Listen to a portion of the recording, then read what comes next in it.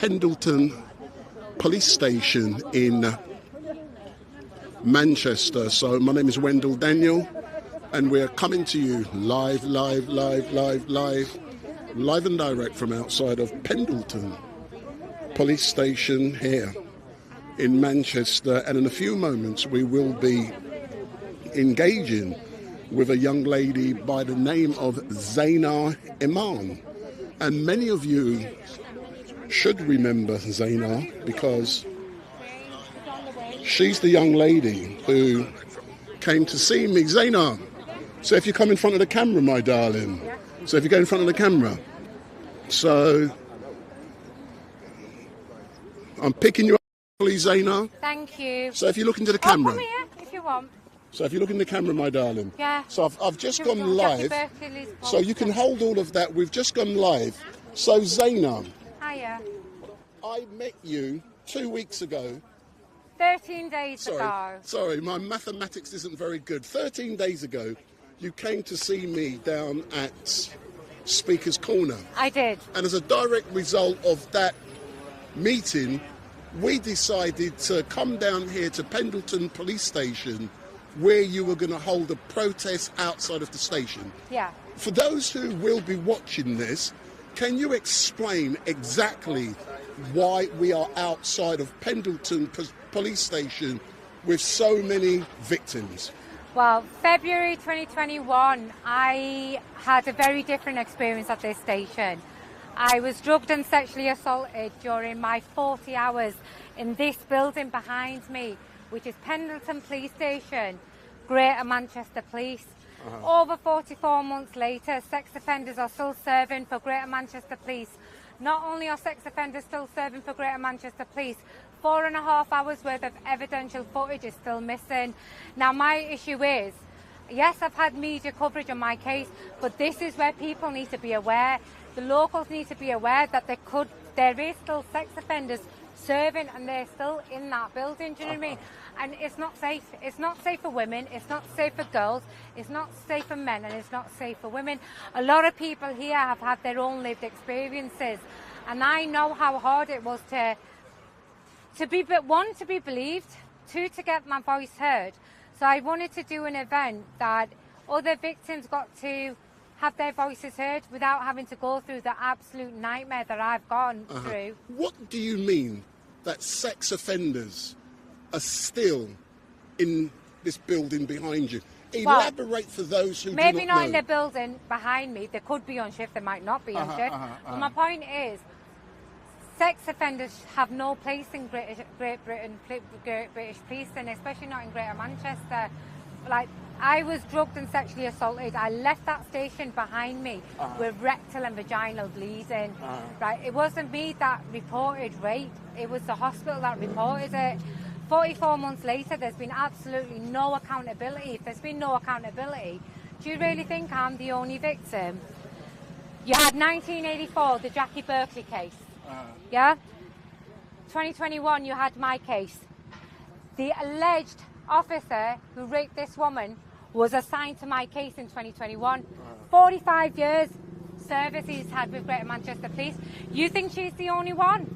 Do you think I'm the only one when them officers are still serving? No, because I believe they're still serving and they're still abusing it, and if they're still serving, they're going to continue to abuse. But why do you believe, Zayna, that nothing, I'll rephrase that, not much has happened in your case? Well, how can any police force admit that they're raping people in custody cells? How? Tell us more about the CCTV that you obtained after making a subject access request. Tell us more about that. And also tell us more about the missing 4.5 hours. This happened in February 2021. And the same month I made a request for footage. Greater Manchester Police are misleading the public, and they have put false press releases out saying that it's only 2 hours worth of footage that's missing. It's not, it's a total of 4.5 hours worth of footage missing. There's an hour from my house missing. I arrived at the station at 2:19, in the car park at 2:19. The first sighting of me in the cell was at 3:26. In the van, I'm bouncing off the walls high. In the cell, I'm lifeless. Do you know what I mean? Where's that hour? I do believe I was abused in that hour, but I've never made allegations for that hour because I have no memory recall for that period. So, and then there's the 2 hours from the cell missing, 10 a.m. on day 1, 1 p.m. on day 2, and my departure footage is just as important because like I said, I left that station bleeding from places I should not have been bleeding, you know? Why do you believe that footage is missing, footage is corrupt? What kind of excuses? Because it proves my allegations. They're protecting sex offenders. If they were to release that footage, right, they'd look guilty as sin. I mean, I made a request to Greater Manchester Police. I said, I would like a representative here. Do you see a Greater Manchester Police representative here? They don't care. They don't care. They're hiding in there. But you know what? I'd happily pick up the phone and say, would you like to send a representative to have a chat with me and just explain to me why they're saying that there's 2 hours missing when it's 4.5 hours? I'd happily do that. And what would you like to achieve from the protest that is taking place here today? To be honest, I wouldn't call it a protest because it's peaceful. It's more of a live streaming event. Gathering. It's a gathering, it's a live streaming event because I want to reach as many people as I can, not just for me, but for other victims that want to have their voices heard as well. And as the day progresses, we have got more people coming. I mean, we've got an organisation called Women Against Rape that are coming, a woman called Pat, and they not only helped the 1984 case, but they helped me in the early days in 2021, and they will tell you that there's sex offenders in the police force even right now. You know, this is an organisation. But like I said, I've got nothing to hide. I'm outside the place where I was abused. My abusers can't even be bothered coming out. Why? What have you got to hide? I'll openly have a discussion with you. No. You have sent me CCTV evidence to back up what you're saying. You have also sent me other documentary evidence to support what you're saying. I mean, end of September, I released additional footage in the Mail Online, and that footage contains a few seconds of every hour I was in custody, but it didn't include the footage where I'm bleeding. There's blood coming out from between my legs, and you can see it. Do you know what I mean? You know, they didn't even log that. They falsified officers' names. They've put false press releases out. They're lying about, they even lied that I wasn't strip searched. Everybody here's seen my strip search video. How can you say I wasn't strip searched? They're saying that they haven't deliberately withheld my footage. My entire fight with Greater Manchester Police has been to get the footage. It has got nothing to do with the allegations. It's all to do with the footage. That's all I want. I believe you've also been in contact with the mayor of this great city. What has been the outcome?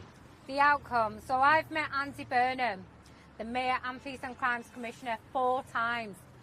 And when I say the man's a compulsive liar, he's a compulsive liar. I've got audio recording of him, which is authorised, where he's offered to open up other avenues for me because he's admitted that the IOPC are not investigating properly, not delivered. He's known about my case since 2021. He's known about this lady's rapist since 2021. Nothing's been done. We talk about outcomes. Quite often, all of us live streamers, we get invited to events. You come outside of a police station in London, and it's just a protest on that day. What do you want to be the outcomes from today? What do you want Andy Burnham to be doing? You know, you and I spoke during the week. I want the police complaints bodies to stop protecting sex offenders. Because it's going to happen again. And what do you want to happen? Say, for example, someone watching this, just imagine someone wants to come forward like I said, with evidence. No, hold on. Let me finish. You know me. Say someone wants to come forward with crucial evidence that may help and support you. Who can they contact? I'm going to be honest. Every officer that was on shift during my 40 hours with Greater Manchester Police knew what was happening. I was screaming and nobody was coming, you know. Everybody knew what was happening and not a single officer intervened, you know. There'll be somebody in there that will have a guilty conscience. All they need to do is either contact me directly, anonymously. You know, there's ways and means to get in touch with somebody. or get in touch with one of the media outlets. And the one that I would say is probably Elizabeth Haigh, who did my Mail Online article. And the reason why I say Elizabeth Haigh is because she herself was a rape victim. So she did the article based on how I wanted the article to be, not how they wanted to put it out. So yeah. And final question. Yesterday, can I just also make one more request? No problem. Like I said, the earliest cell rape case that we know about is 1984. Then you know mine, 2021. I know how hard it was to get my voice heard. We're not the only ones. So if there is anybody out there that has been sexually assaulted by the police force behind me, please get in touch. I've got journalists waiting to cover your case, and we could stop this together. You can be anonymous if you want.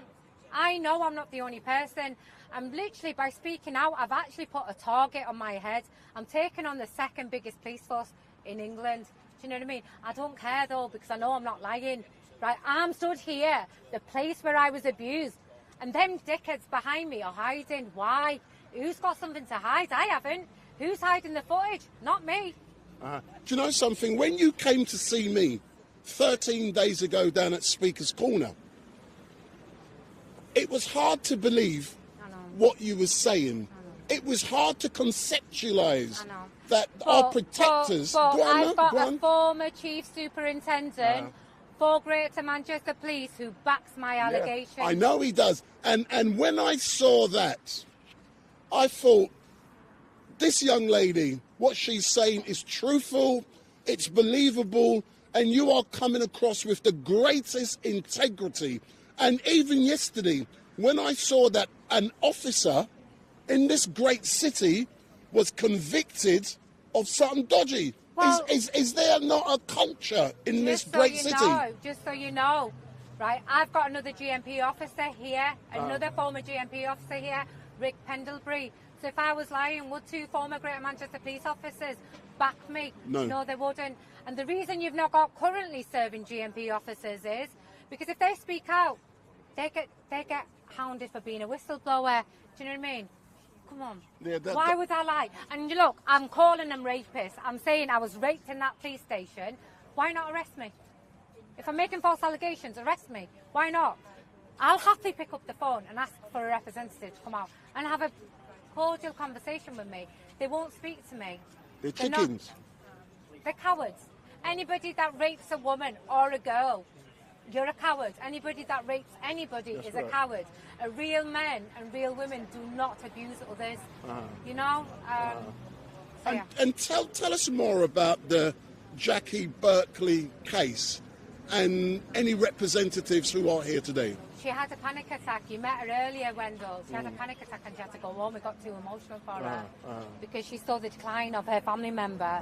But we do have somebody else coming, and they worked on the Jackie Berkeley's case, and they're going to speak on behalf of Jackie as well.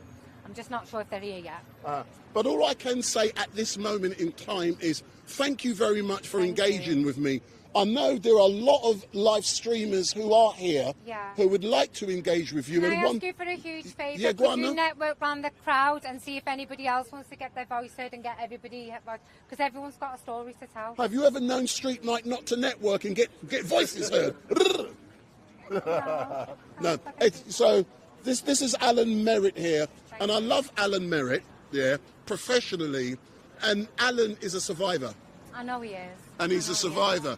We've got a lot of live streamers here. But can I just just say, in the media, GMP are saying we are not going to comment until the IOPC finalise their investigation.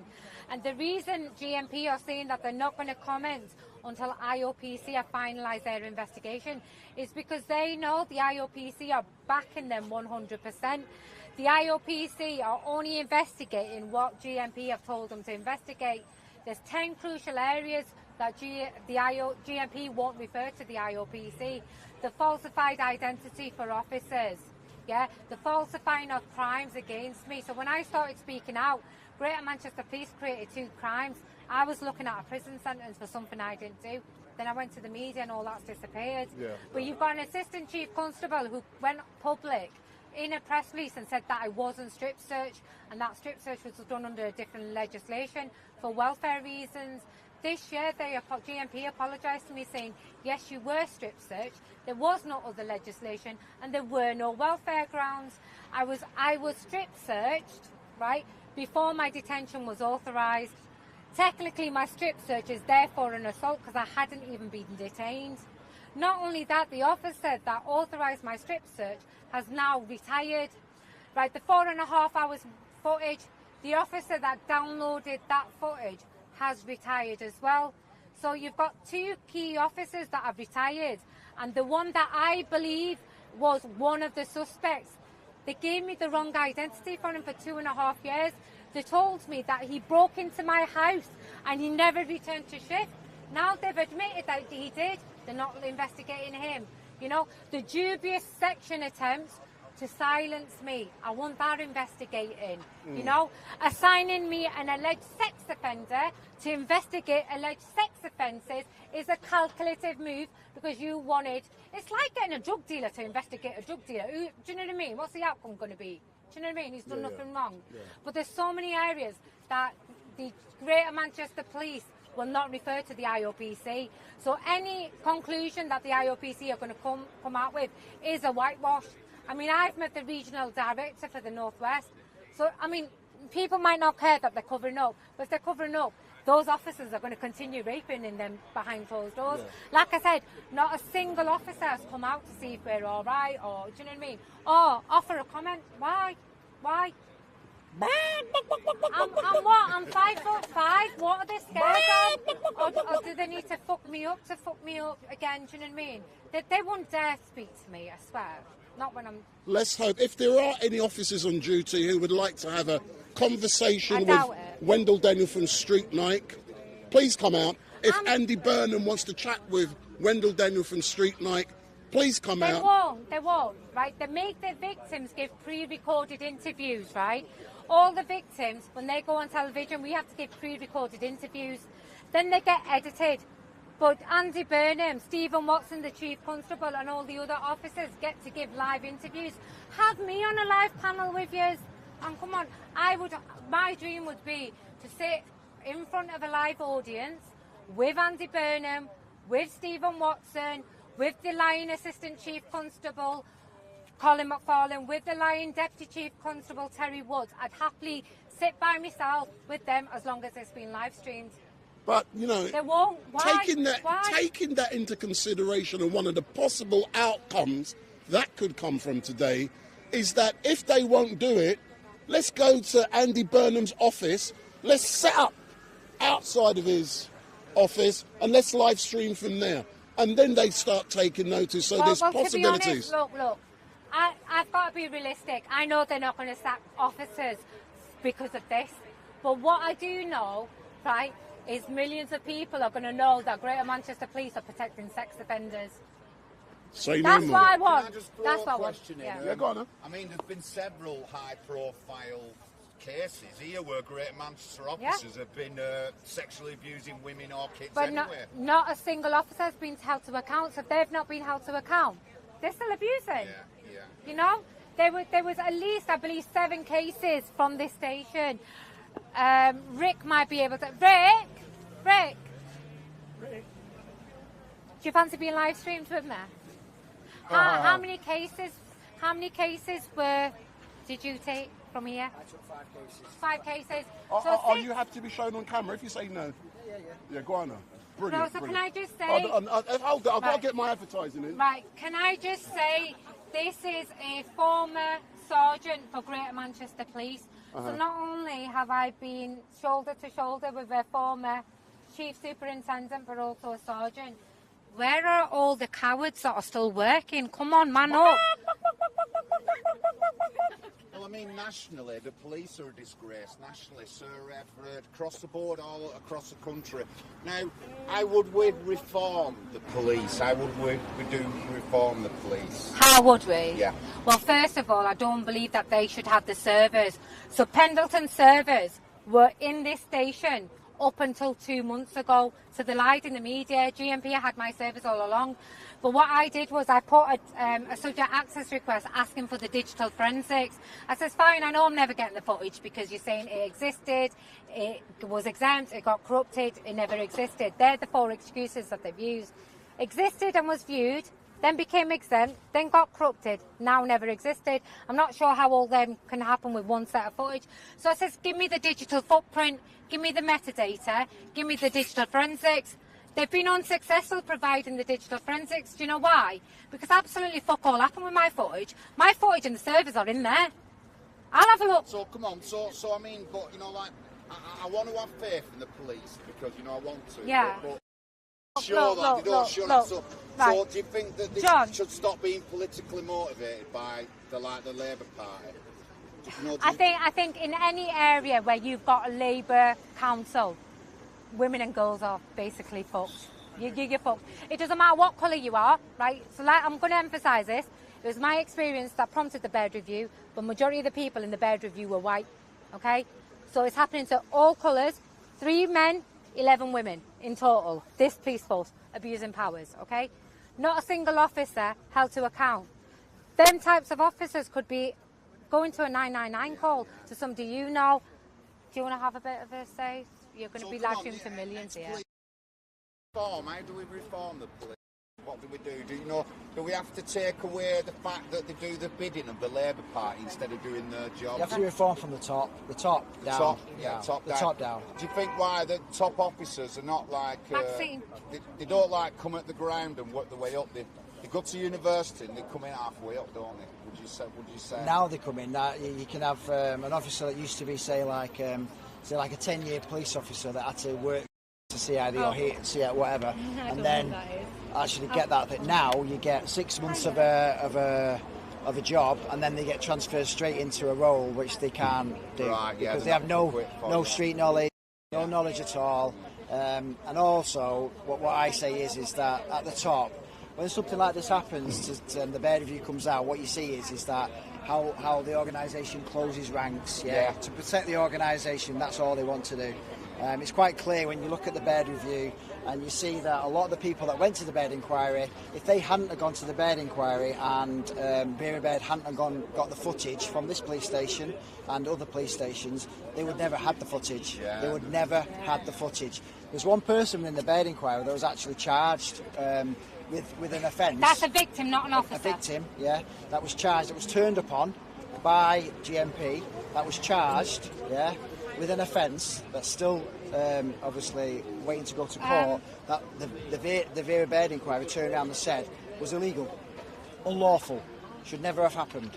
So you tell me why that officer or those officers that have basically got that person to appear in court, is not facing disciplinary action. That's simple. Meg, can I just ask a question? Maggie Oliver was a lead detective with Greater Manchester Police. She was thrown under the bus. There's a guy called John Wedger, a senior detective in the Metropolitan Police. A very good friend of mine, John, and he's done a lot for victims of child abuse. And he was naming all sorts of people, Hogan Howe, we go back to Hogan Howe, you've got Cassandra Dick and people like that. Now, these people are whistleblowers and that went and told their story, were literally thrown out of the walls. John actually, they was turned around and said, John, you're getting too close to home, shut the fuck up, we'll take everything away from you. We'll take your job away from you, we'll take your house away from you, we'll take your children away from you, we'll take your pension away from you, we will take everything away from you, shut the fuck up. Now, this guy was serving and doing his job. Barack's here as well. The problem you've got with that is when you uncover something of a nature, like for example the pattern of behaviour within this police station, and you uncover it, it's a scandal, isn't it? It needs addressing, doesn't it? So as a police force, rather than address it, what they do is they turn the tables on the victims, and they go for the people. So like John Wedger, Maggie Oliver, they turn on those people because that's what they can do. That's the power they have. Gary Waterman, quite a few others, State Sexton and a few others. Yeah. And listen, I've dealt with the police myself. I'm a child abuse survivor myself from a state institution. I went to the police about my abusers. And what you have is you have your police stations near courthouses, and when people go to these police stations, they go straight from the cells into the magistrates' courts, And then when you have your children's homes, you have mental institutions. If you scream and shout, they lock you up in institutions like mental homes. They try to shut you up. It's the whole system is adversely corrupt from the top to the bottom. Our politicians are rotten to the core, and they are part of the issue. When you talk about Andy Burnham should be in prison. Yeah. The problem you've got is, like I've said, and I've met Andy Burnham a few times, and I met them with the victims of the Baird inquiry. I know Zena obviously has met Andy Burnham. The problem you've got there is you think that a mayor of Manchester would have the power, to go into the police force and demand answers, demand everything. He has no power. Yeah, he has no power. He has no. But the PCC has no power. So what is the point of the PCC running the police force? The only power that he's got, if he needs to, is to sack the chief constable when it comes down to it. The only reason why he sacked Hopkins was because of the fact that he was up for the fact that he couldn't do his job and all that sort of stuff. But they have no power to go in and demand answers. Demand. The chief constable can turn around and say, no, we're not giving it. So in other words, if Zayna goes to the mayor's office and says, I'm missing this, I'm missing that, the mayor office might go to GMP and say, can I have this, can I have that? They can turn around and say, no. That's it, done. Yeah. Can I ask you a couple of questions? Yeah. Why are you here supporting Zayna today? Why? That's an easy question, yes. Because there needs to be accountability, there needs to be answers. The footage, 4.5 hours of footage. There needs to be the footage that's produced. If there's nothing to hide, why not produce the footage? 13 people have watched the footage, 13 people have seen it, yeah? And this includes the Deputy Mayor, who was on record, the former Deputy Mayor Beverly Hughes, current Deputy Mayor Kate Green, Dame Vera Baird, and 10 GMP officers of various ranks. But I'll come to you in a minute, Zayna. I want to get something specific. If you say that, yeah. Because I want to get to specifically why do you believe her? Why specifically? I ask easy questions, you know. Why are you supporting her? I can answer that. No, I want the officer to answer I it. believe her because if it was just, even if Zayna was on her own, the story and the footage, everything you've seen, you know, there has to be answers in relation to what's happened to Zayna's case. You know? I was a former custody sergeant. I've been in that custody office. I used to work in that custody office. I worked across the force, right? Over the 4 years that I was in custody, I authorised the strip search of 3 people. That was 3 people of the whole 4 years, and you have to have, massively good reasons to do that. With Zayna's case, what's the reason behind it? Why did you do that? What was the reason? And where's the footage? Why hide the footage? Why I say it's corrupted if there is no problem? No, apparently it doesn't exist now. No. That's So do you personally believe that the footage hasn't been corrupted, or do you believe it still exists somewhere? If that footage came out, what would it do to GMP? What would it do to GMP? 2 things. It will either prove the case or disprove the case. Well, if it would disprove the case, would you not produce the footage? Of course. Yeah, so why are they hiding it? They're hiding it for a reason. Yeah, for one reason only, because it's happened. And let's talk about the custody records. Are the custody records for Zayna correct? They don't match. And the custody records is the, if you like, the Bible in relation to what happens within that custody office. It's how thick people are recorded, how the justification of what happens to like Zayna and other people is recorded on there. When it's not on there, and half these people that went to the Baird inquiry, there was no actual accountability and no authorisation on the custody record for the strip search. So therefore, the strip search never happened. I have to ask a question which may seem insensitive, but for those watching, it's relevant. We know that within a cell there is CCTV. Why would anyone do anything that's been alleged? Because they have to give the footage, Wendell. Seriously? Oh, sorry. But we've seen this before with their camcorders and things like that. Look, the evidence hasn't been forthcoming.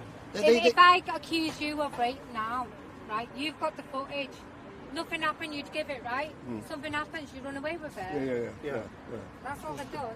The police station within that police station basically is not only footed, camered up all over. There's also audio footage all over that custody office, and I can categorically say that I know that audio does work within that custody office. Okay, so therefore that audio And all the footage, there's no reason why it should be hidden. Wendell, right. I asked for the audio. They said there was no audio. The audio in itself tells a story, but why not give me the digital forensics? If there's all these issues with your servers, you should be able to give me the server error logs. They've not been able to provide that because they're lying. I guarantee you, they're sat there watching it and laughing right now. They've got that footage in there. They have. They just won't give it. And I believe it as well. They do have it. I know. And I believe eventually... Anybody that believes that that footage is corrupted, like, you know when you have if you delete a text message, right? You can always retrieve it. It's in there somewhere. If you know what you're doing, you can retrieve it. Nothing wrong with them servers. It's a multi-million-pound system. And look, a second thing, right? So if I was lying, why would my experience prompt the bird review? Why would my experience prompt thousands and thousands of pound bird review? Why would all these voices get heard? Do you know what I mean? And all the voices match Zena's. Everything. All the voices match Right, Zena's. I'm going to just emphasise, right? There were 5 allegations I've made, yeah? I said that they were making disproportionate arrests. I've proved disproportionate arrests. I said that they were unlawfully strip searching people. I've managed to prove that. I had that station named, okay? Like the footage issue as well, that they withhold data. The only thing I've not managed to prove is a sexual assault, because they've got the footage. 4 out of the 5 I've managed to prove because it's been covered in the mainstream media. They've got the footage. Do you know what I mean? Wendell, you make a request and say, look, I'll bring... We had an independent forensics, a digital forensic company say, Zena, we'll go and we'll have a look at the servers. They said no. Why? Why? They're chickens. Yeah. There's somebody else. So this was... there's another person. So they were up against Andy Burnham in the mayoral elections. So they've got a few things to say about Andy Burnham and GMP. Nick Buckley. Thank you. Big up, Nick. Thank you. Hello, everybody. First of all, we need to state some facts, which is nothing in this country works anymore now. None of the institutions, none of the police forces, none of the NHS trusts, nothing works. But let's have a look at GMP. Somebody said before, how do we change? How do we reform GMP? Well, it starts by holding the senior officers accountable. We don't hold anyone accountable who works for us. Anybody who works for any public organisation, any part of the civil service, any council, no one's ever held accountable. When was the last time we sacked anybody in one of the top layers of any of our government departments? And the answer is we never do it. It's all cover-up. And the reason why people will cover it up is because they expect the people under them to cover up their mistakes 10 years later. So it's a culture of covering everything up. What we need to do is we need to hold 2 people accountable for this. It's the Chief Constable and it's Andy Burnham, the Mayor. Now, I hold both of them responsible for this after the fact. I'm not for one moment suggesting they're involved in any wrongdoing, but the fact both of them run GMP at different levels mean they're responsible. And if you're a leader, you take that responsibility seriously. It's called personal responsibility. And you say, if my force is failing, that's a reflection on me. I take that. I didn't do anything myself, but I take that on board and I will find the truth. Because in this country, it's not enough that we administer justice. Justice has to be seen to be done. And we're losing that throughout our country now because it's all behind closed doors. We have some people who can tweet online and get 3 years in jail. We get other people who can abuse women, get caught, have it on video, abuse children, and walk out of court with a suspended sentence. That's not justice, and that's not looking like justice is being done. This case should be quite easy to prove. Either Zena is lying, in which case release the footage and that just solves this problem overnight. Or there's 2 other things. The footage doesn't exist anymore. Well, if it doesn't exist anymore, why doesn't it exist? And who's responsible for this system? Someone must be responsible. Whoever implemented this system, whoever's the manager of this system, they need sacking because they failed at their job. And not only did they fail at their job, failing at their job put the public at risk of bad officers. And there's always bad officers. Just like there's bad people, there'll always be a percentage of people who are wrong-uns.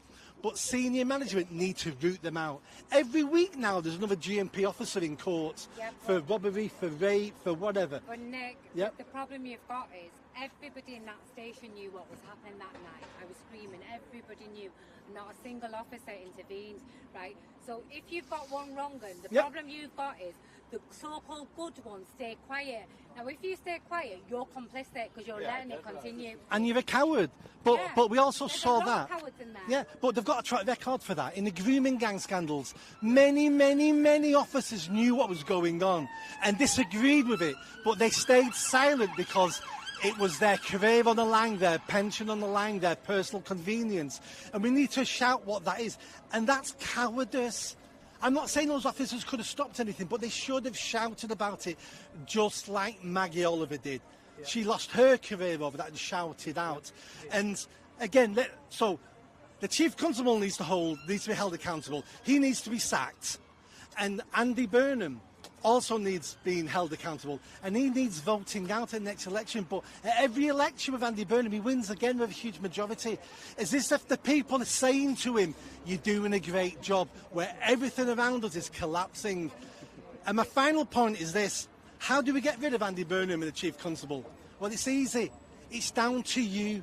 It's down to the people listening to this. It's down to the people who feel sorry for Zayna. It's down to you. It's about voting differently. I'm not going to tell you who to vote for, but you need to vote differently, because unless we get a different class of politicians, nothing will change. They won't change themselves, and they won't sack themselves. We need someone better in the mayor's office who will start sacking the chief constable, and everything will start improving quite quickly. But specifically going back to Zayna's case, what was it about what she has alleged that jumped out at you, that made you believe that she's telling the truth? We met, she showed me the evidence, I went through all the missing evidence. I can't stand there 100% and say that Zayna is completely right, because I don't know. Nobody but you get a really feeling, knows. don't you? But it's the feeling, and it's the missing footage. I used to work for a council. I used to be based in police stations in Greater Manchester. So I've trained police officers. I know how the system works. I was one of the first people to gain money for Greater Manchester Police for them to buy body cams, because we wanted body cams to protect police officers from false allegations. So that's why we have CCTV. It's not to protect you or me. It's to protect officers.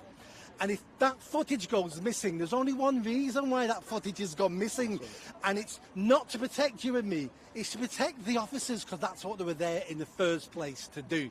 So if that footage is really corrupted, and let's say it was all a genuine mistake, let's say that's a possibility, I still want whoever runs that department sacking, because they run an incompetent department that puts us at risk. So either way, they're incompetent and someone needs to lose their job. But the more this goes on, the more it looks like there's something going on here that we can guess, we can presume, we know. Can smell a rat and it smells stink, innit? Exactly. If it walks like a duck, talks like a duck, at some point we think that's a duck. And that's what we're beginning to think here. Justice needs to be seen to be done to keep the public on side. Otherwise, Greater Manchester Police then is the Gestapo, the checker. You know, we can't have our police force where we don't trust them, we feel they're against us, we feel they're persecuting us. That's not the police force I want. I want a police force by the people, for the people, who put us first, who will turn round to corrupt politicians and say, no, I'm not doing that, sack me, and I'll see you in the press, because I'm not willing to guard Auschwitz. I'm not willing to be one of those police officers. I'd rather lose my job and stack shelves at Tesco's than be that sort of police officer you want me to be. Earlier on, we heard there is a need to reform from the top the police force or the police service in this great city. But what does reform look like? What will it look like? I don't think anyone can answer that. I think, does the whole thing need reforming? Probably not. What needs reforming is the top layer. They become too politicised. I've sat in meetings with Greater Manchester Police 20 years ago where local councillors would tell the police what to do, where you should be policing, what your priorities should be, who you should be looking at. And I was sat there going, why is it down to politicians to tell an independent police force what to do? They should be held accountable by politicians by saying things like burglaries going up, what you're doing about burglary. Not by saying you need to look at that person, I want him off the streets. It's all become too political. Thank you very much, sir. I've just had another woman that's arrived here, but I'm not sure if she wants to be on camera. So if you could keep the cameras at me and not move your cameras. Yeah. So another woman has turned up, and she was assaulted by Greater Manchester Police as well recently. If she can come behind me. But like, if you can keep your cameras there, because I want to protect her identity. Yeah. That's agreed. Because if she can stand here. I don't know if I'm not going to name her, but if she wants to speak, I think. Yeah. This is how it works. If she stands next to us. Right, but can you all keep your camera for like? I can put a microphone on their mouth. Give me a second. Let me see if she's all right. So for those of you who are watching, my name is Wendell Daniel, and welcome to Street Mike. And we're coming to you live and direct from outside of Pendleton Police Station. And we've got a number of well-known live streamers, camera people down here. Let me introduce one who's just turned up, who's not very well known. What's your name, sir? Baraka. And how are you, sir? I'm doing good, thank you. Yeah. And what was it about Zayna's case which got you interested? For me, it was the videos. When you see those videos, Convincing. It's very convincing. You're like, that's not normal. Cutting off all this stuff. I mean, they could have done it gently. At least let her get the privacy that she deserves. And why do you believe, Baraka, that it seems like there's a concealment of evidence, and I believe that's a criminal offence. So why do you believe that concealment is taking place? I mean, the length of it is too long. I mean, if they're innocent, then just release the footage. But if they're taking this many years to release this footage, and they're saying, oh, some things are missing, corrupts this, blah, blah, blah, you can tell that there's something that they're hiding and they don't want people to know.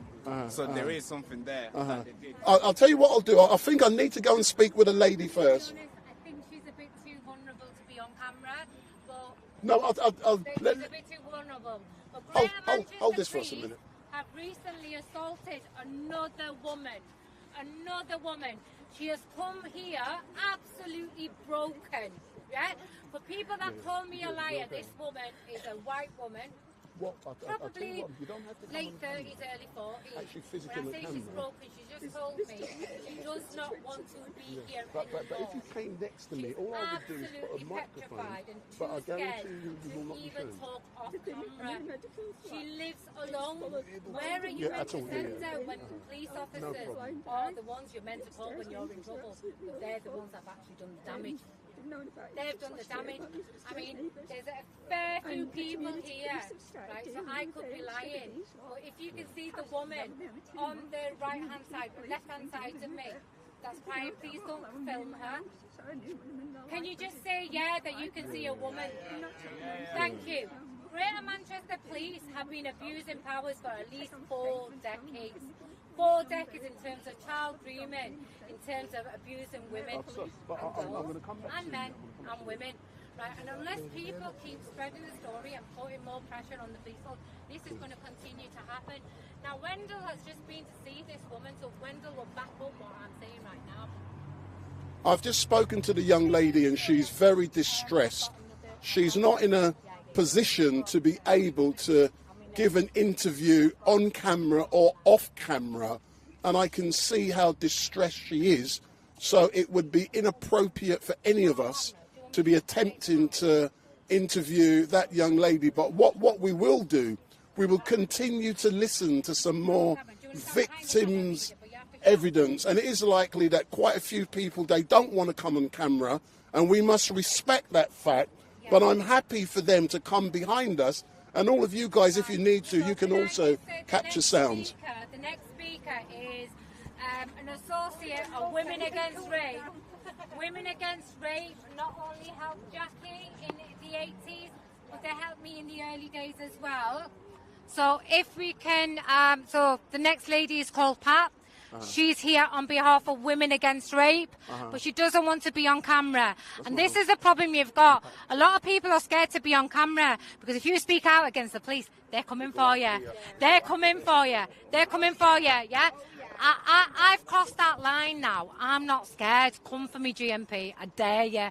But there's a lot of people that are scared and petrified.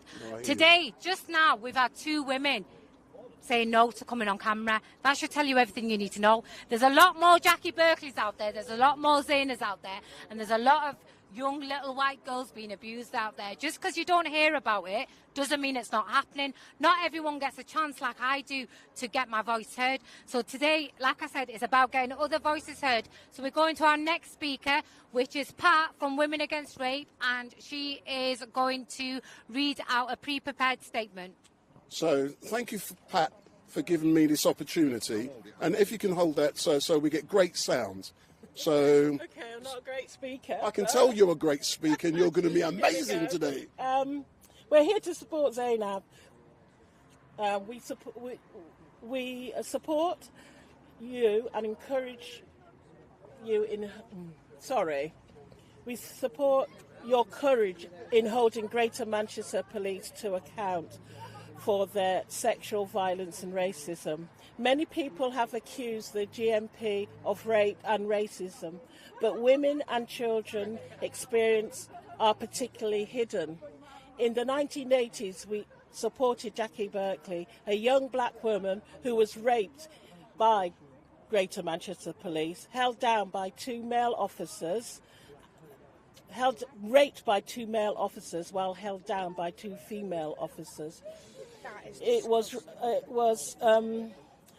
Though it was really a rape trial, they held it at magistrates' court to deny her of a jury.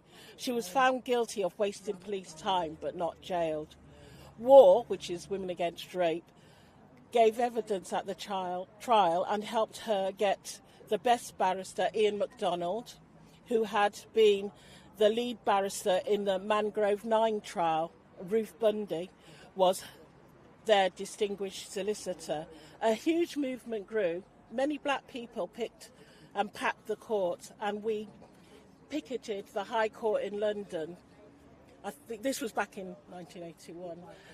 As bad as it is today, when Jackie Berkeley courageously accused police of rape, it was unheard of at that time. The police were thought as angelic and wouldn't do anything like that. But times have changed. Anti-rape and anti-racism movement have increasingly worked together and each have grown. And so a lot more is spelt out about the police by women, especially the media. Even today, GMP get away with rape and racism. Women have fought against this brutality, and there is a mass movement against police impunity to race, rape, homophobic crimes. We have exposed the police murders, rape, domestic violence, strip searching women and children, particularly the working class, children of colour, and the depravity of police, sharing selfies of murdered black women.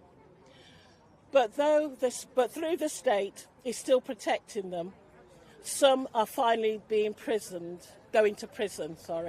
Police do not prioritise us, starting with those at senior levels. It is a mistake. It is not a mistake that lack of resources, training, that result 2 women every week are being murdered by their ex-partners or partners, usually after asking for police protection, and only 1% rapes reach conviction. We demand that officers who commit rape are sacked and prosecuted. We also demand an end to police abusing their powers against protesters, whether they're protesting against rape, racism, police illegality, or for the environment, or against genocide in Gaza, Lebanon, or Sudan. Women Against Rape are against violence, against poverty, against police abuse. But together we hope we can win. Excellent. Thank you very much. Thank you very much. Thank you. So Zayna, she's finished.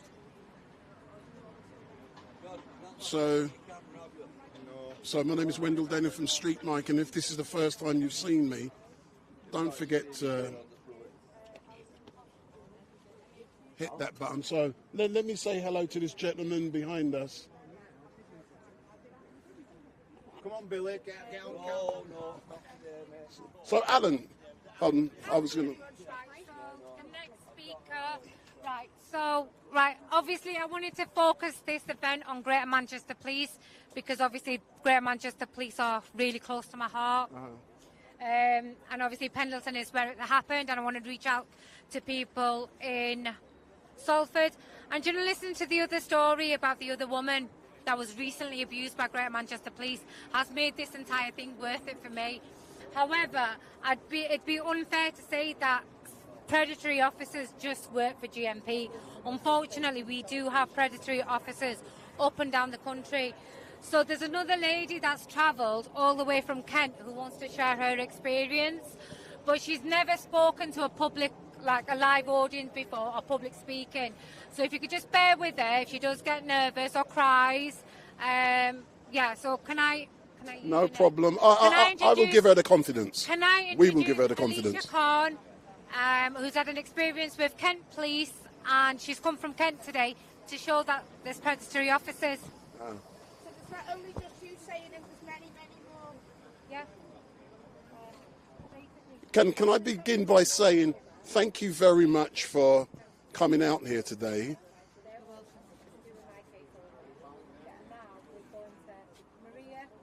If you can continue. I was assaulted by Kent Police on the 2nd of April 2021. I was raped in a cell, just like Zayna Iman. No officers intervened. It was a very similar experience. I don't have footage, but I do have pictures of the injuries. I was shortly sectioned after my assault and told by nurses that I was just on my period after bleeding from both ends. And I was sectioned in a hospital and being told that I was wrong for what I think had happened to me. I was drugged, but... Can I just say, they said exactly the same thing about me, and I'm starting to prove them wrong, so do not dismiss this girl, okay? There's many, many more out there. We've got another one here who's too scared to come on camera. I then wrote a poem about the police on the 29th of September. I posted it on my Instagram, and I was shortly abducted from my home. Again, I was taken by Kent Police. I was put in vans and cars. They took me for about 3 days. 4 days. My daughter was missing for 4 days. Every time I rang the police... Can I just emphasise, the mother is a social worker, so she's not just your average or corner shop worker, she's a social worker. Every time I rang to say my daughter was mentally ill, I've been ringing for support from the mental health team. The police have taken her from her home, abducted her for 4 days, kept her in a van, and I was not told where she was. They used data protection. Every time I said, I can come with my ID to the police station, please tell me where my daughter is. I was absolutely distraught. We didn't know where she was. Even the 123 suites or whatever, they even protected her, whatever the police were saying. Initially they took a report and they said, we'll make a, find out where she is. We don't know where she is. The police, none of the police officers could tell me where my daughter was for 4 days. To this day, there's been no investigation. I was told you can't log a report on her behalf. She has to do that herself against the rape. She did that in the hospital. They took all her clothing, forensic. To this day, we haven't had a report from the police as to what happened. There's no outcome of that investigation. And she can't go to the... she's been to a solicitor to try and get support for this, but she's got no evidence because she can't get the evidence from the police. Get the footage.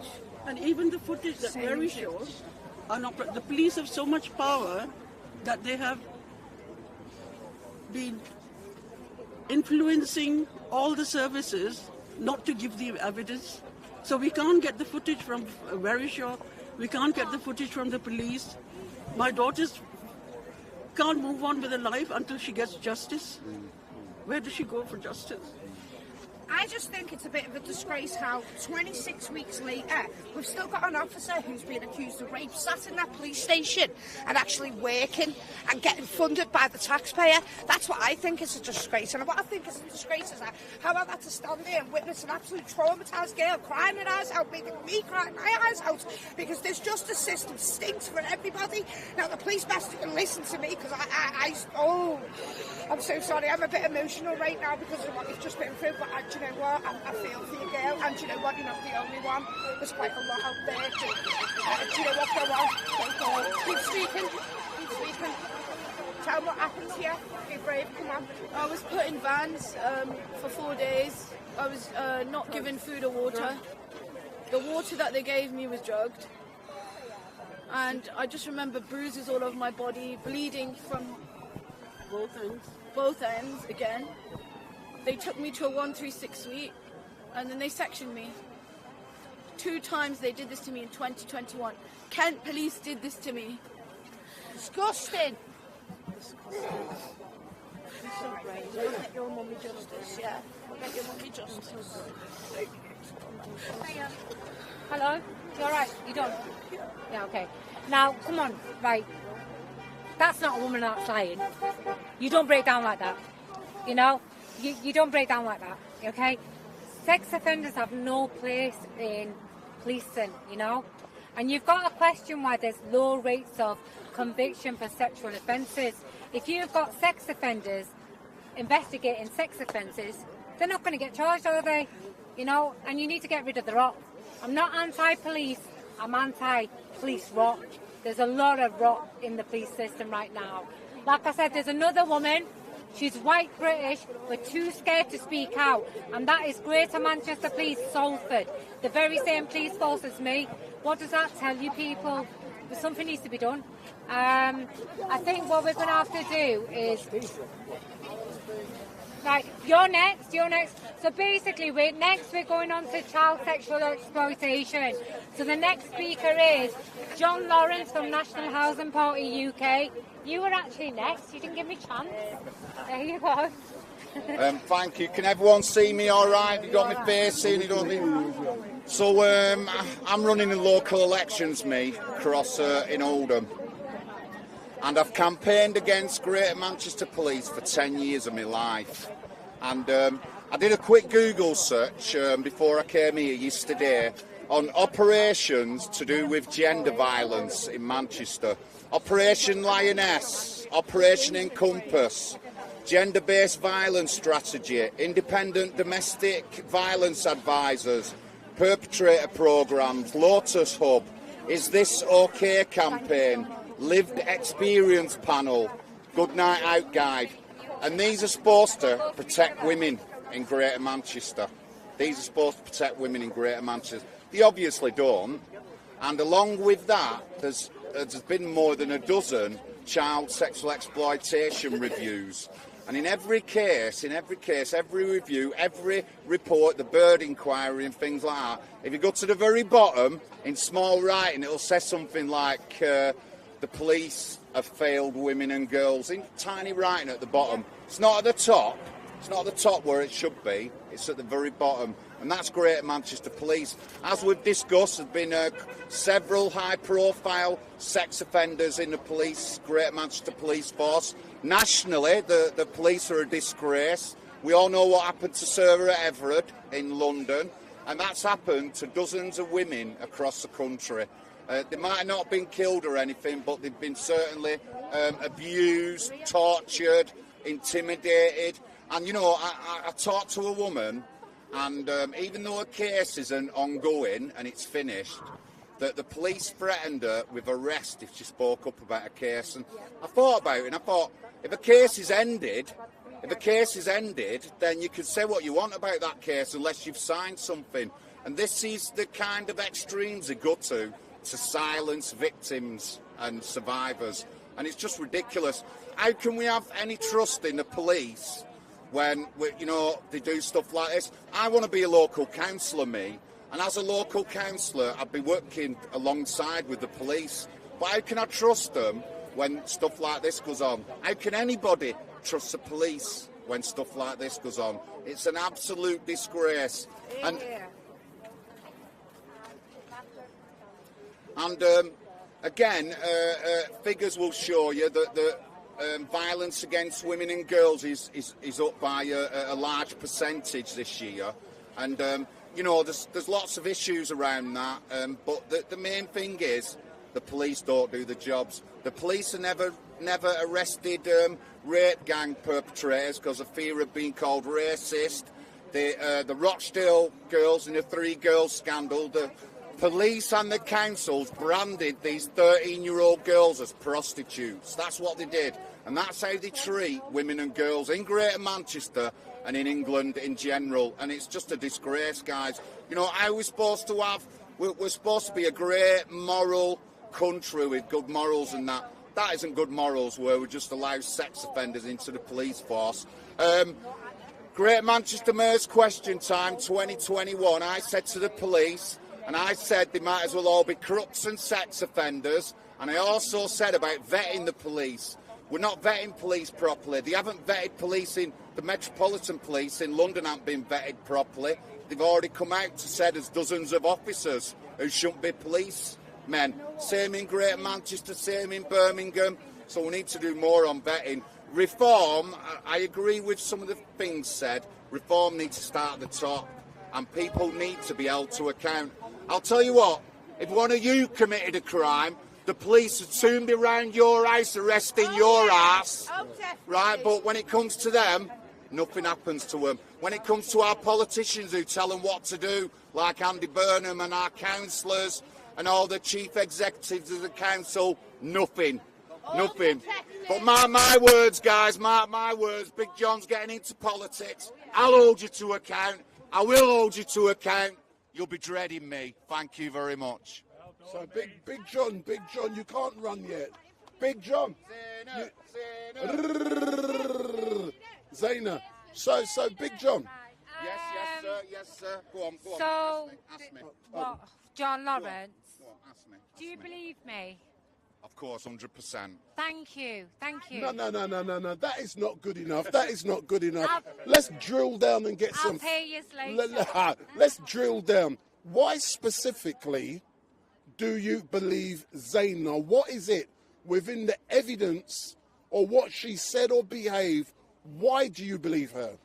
Well, the simple fact is, where is that 4.5 hours evidence? It either proves the police innocent or it proves them guilty. That's a simple fact. And I'm not.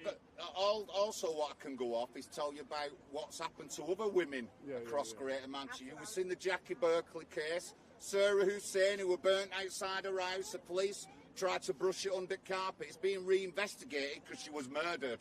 But not only that, don't forget the woman that's here today that's too scared to speak out. Yeah. There's a woman here today that's too scared to speak out. And how many more are scared to speak out?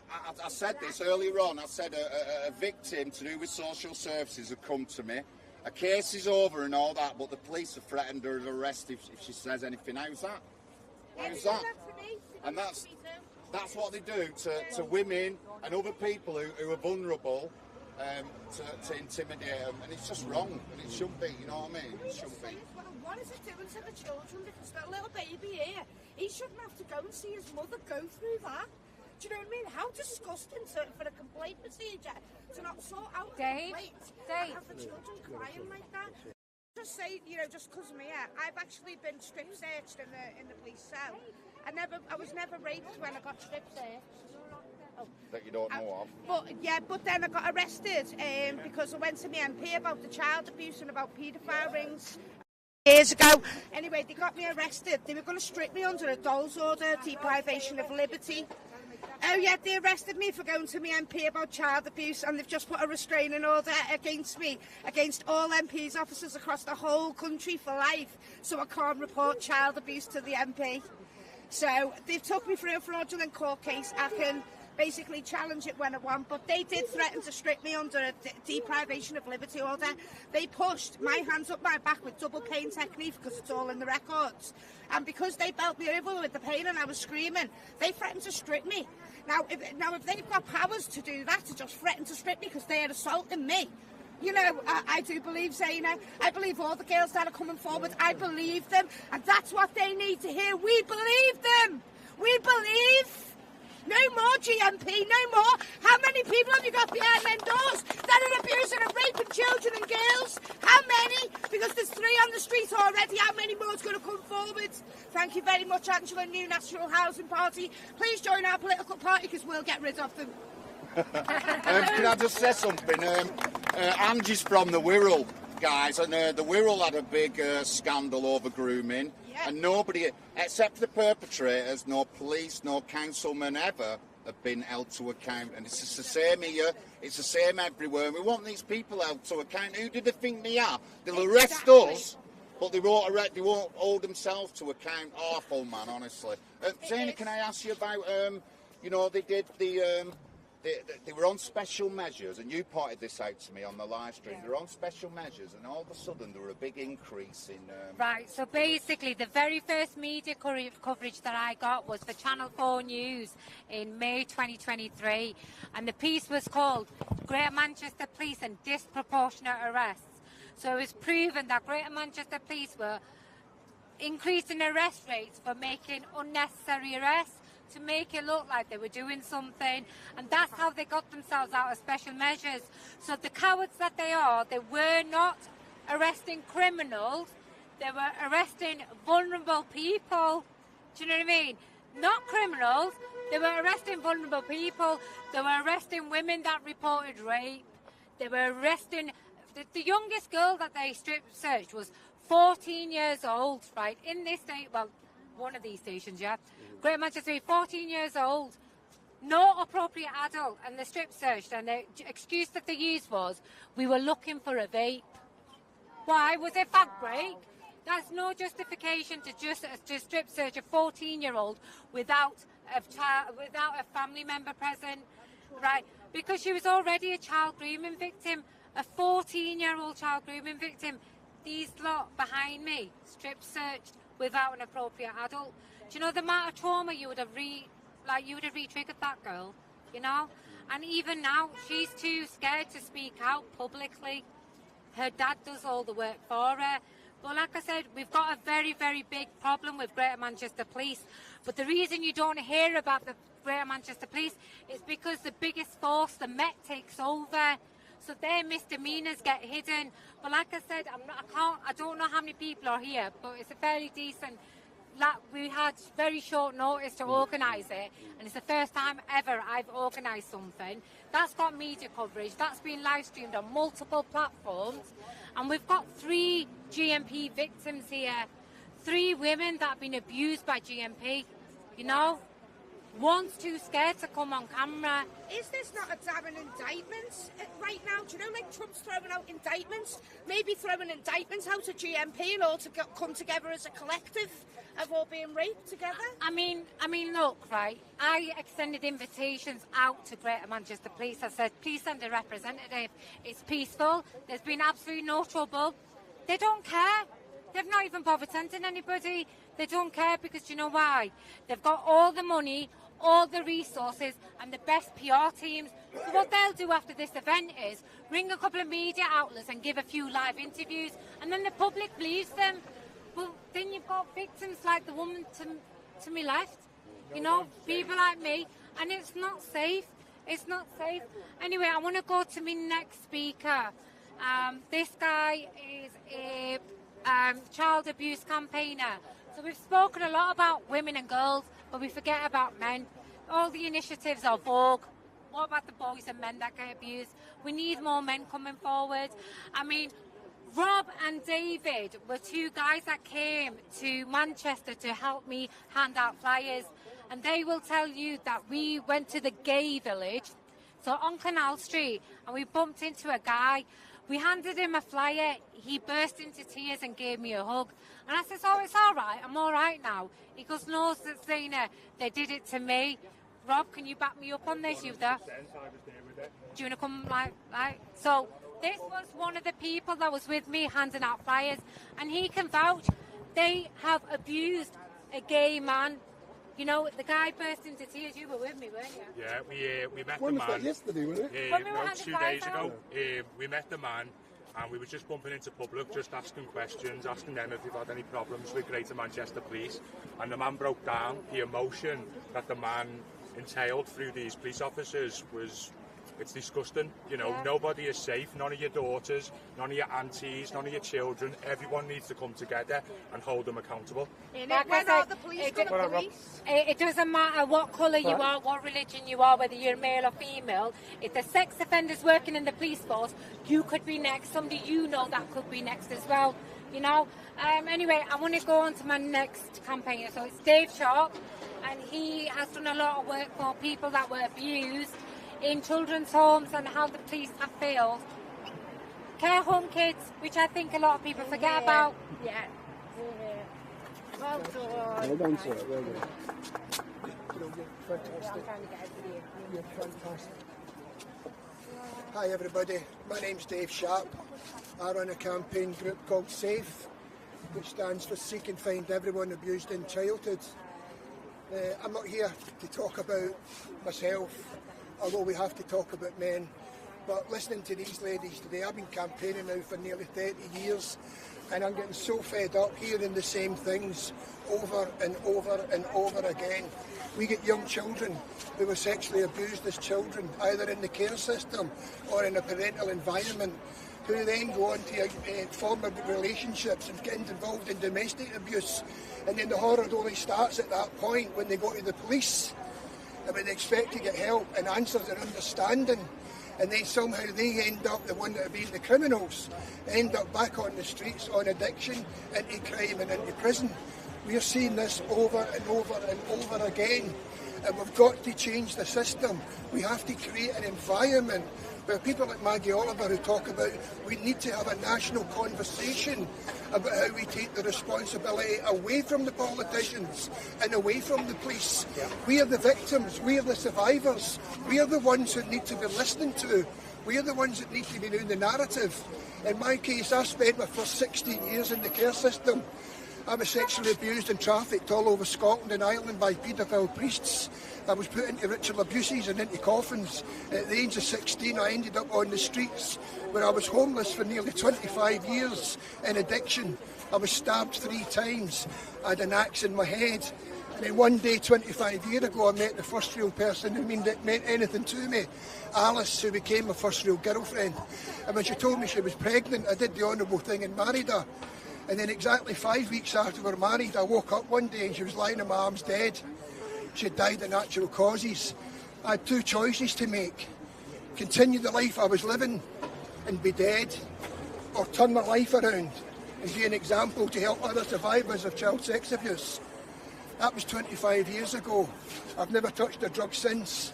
I've never been with another woman since. And I started my own group. We campaigned all over Scotland, in Glasgow, Aberdeen, Dundee. We went into gay pride, we went into walk for suicide, and people told me, Dave, you've got to be careful, because what you're doing is you're exposing the police for their corruption, you're exposing a government that's exploiting our children, and you're exposing organisations that are making money, serious money, out of the most vulnerable, saddest, helpless people in society. Little did I know there was a conspiracy to silence me. And 2.5 years ago, the police turned up at my door. I live outside Northampton in a small village. The police turned up at my door and said, you need to come with us. I was taken to a police station in Scotland, and on the way up I said to them, you must make sure I've got an appropriate adult. I can't sleep in the dark. I have nightmares every night. I live on Zopical and I don't do any other drug. And they put me in a cell and they stripped me naked. And they left me there, put a silver suit on and left me there for 16 hours. The next day I was taken to court, I met a duty solicitor. He said I was being charged with assaulting the chief executive of a child abuse charity. I couldn't understand what they were saying. My criminal record consists of shoplifting and getting in a couple of fights, but there's no violence at all. And I was bailed to appear in court. I approached the police to give me a statement and to let me see what I'd done. They were refused. They wouldn't speak to me. I contacted the duty solicitor. Can you please show me the evidence? I stood outside 2 police stations, Falkirk Police Station, for 5 days and 5 nights. I slept there, asking them to show me and help me prove what I've done, because I wasn't guilty for what I was being accused of. Eventually, I got a phone call to say the prosecutor fiscal had dropped the charges, but only if I pleaded guilty to lesser charges of sending menacing text messages. What this meant was that all the time I'm trying to prove my innocence, they seen that as a crime. And I had to plead guilty, and I refused. So when I went to court, I had no psychological report, given all the trauma that I've carried my whole life. I had no psychological report. And the lawyer who was representing me, this was only the second time I'd seen him, and he said, how are you pleading? I said, I don't know what I'm pleading guilty to, because you've never showed me any evidence. The judge stood up and said, right, okay, 60 days in prison. I stood in the dock and I peed myself. How could you do that to somebody who hadn't been in any trouble for 30 years, who had such a childhood, 16 years in the care system? And I was a piece of dirt as far as these people are concerned. When I went into prison, prison was full of Dave Sharps. In Scotland, in the prisons, between 60 and 75%, you can check this up, between 60 and 75% of everybody in Scottish prisons were sexually abused as children, predominantly in the care system. The only thing that's changed is, over the last 10 years, the average age of those that are dying are getting younger and younger and younger, which shows nothing's been done. Exactly. Too many people are making money. Too many people have got their own personal and political agendas to care one jot about our children, or the young girls and young boys. They look at you and say, you're in trouble. Well, actually, no, I'm not in trouble. I'm troubled. I've been troubled. Well, what actually happened was that when I was in prison, I got told that the papers had all splashed out. See, what happens here, and this is what we need to change, this culture within all the police stations and all, we have to get rid of this gaslighting survivors. Gaslighting survivors and then silencing them, discrediting them, making false allegations against them, and then when they try and speak out, all of a sudden, you're a stalker. But when we speak out, the police come and they do the attacking at us and say, you shut your mouth. They've even given me, do you know, they threatened me, 9 o'clock at night, they phoned me up, a heavy phone call. Now, basically, I said to him, you've got 5 minutes to tell me who's phoned you. They said, they admitted it was the judge in the family court. So I put the phone down on the phone Merseyside Police and said, who the hell do you think you're threatening? I want a full investigation. So they give me a complaint of an investigation where counter-terrorism has threatened me to shut my mouth and told me to take my YouTube down, my Facebook down. We're getting threatened. Everyone in children's services, it's all gagged. The children can't speak. And the thing is, we're hearing these stories over and over and over again. We've got to try something new. We've got all these guys here like big Chris. Guys like this, we've got all these people here, all these different organisations, that we need to do something where we all come together and change the narrative.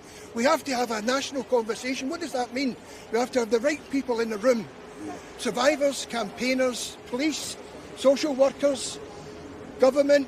We have to sit down and thrash this out about how we stop turning victims into criminals. You know, a lot of these people who go through the revolving doors in prison, what happens is most of them are committing crimes in their teens. And then what happens is, when they try and report the abuse, it's ignored. So very quickly they become what we call career criminals, because they go from being somebody who's not listened to, there's no point in talking about it anymore. And what happens to them? They go through a life of living in prison, in and out of addiction, crime and prison.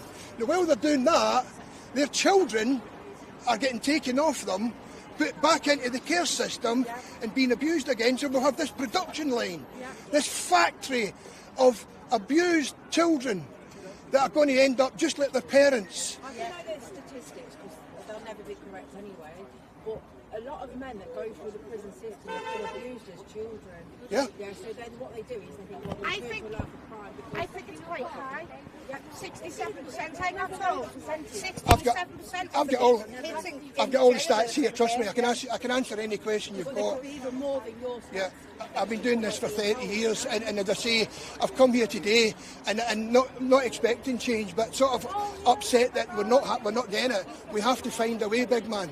We have to find a way to change this narrative. If we don't shout about it, then nobody's going to know what's going on behind closed doors, because it's all behind closed doors, and they keep lying, and they keep saying, they keep telling us to go away, shut our mouths, threaten us with the police.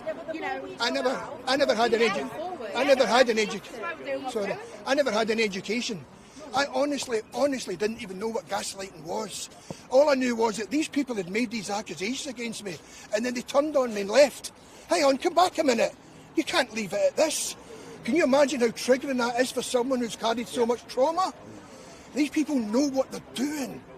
Yep. They know what they're doing. So if you get someone that's decent in the system and they start helping you, right? Yeah. They get to a certain point where they've helped you, you think, you know what, I'm trusting this person. Then somebody higher than them say, oh, you need to step away now. You know why? Because they've got you need to step away now, so then you're back to your bottom again. When I was 16, I came out the care home, and I went to the GP and I said, I've been abused in care. And he reached for the script pad, and he got started in addiction. It lasted 25 years. A couple of years ago, I went back to the doctor and I said, I'm having flashbacks. And he reached for his script pad again. I said, hang on a minute, you've got to stop and listening. You cannot keep prescribing these children onto medication as soon as they come forward to talk about child sex abuse. We've got to find a way to talk about this, you know, and especially whether it's a lady Zena's age. As soon as anything to do with sex abuse, there seems to be this curtain and this narrative that we have no access to. Nobody.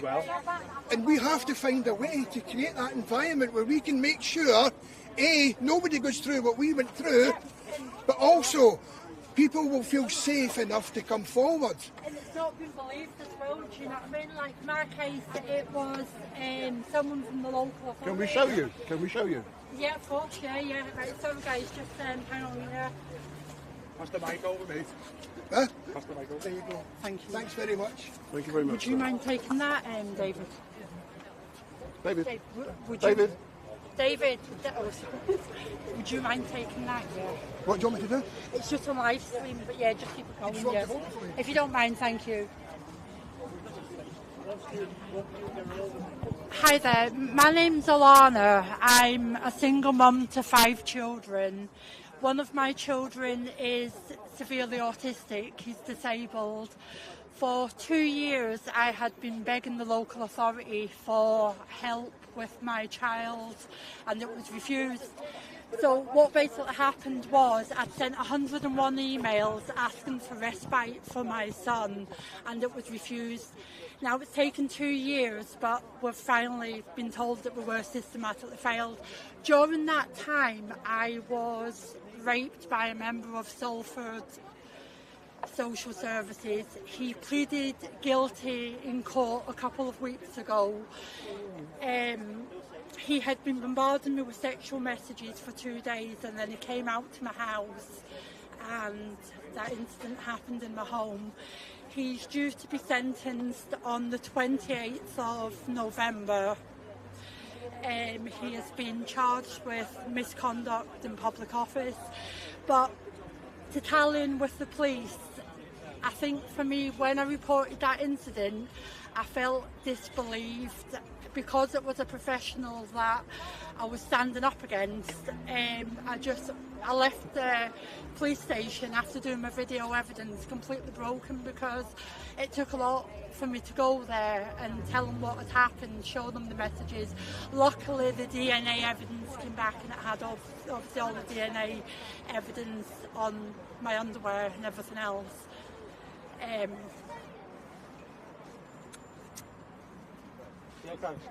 Yes, thank you. Sorry.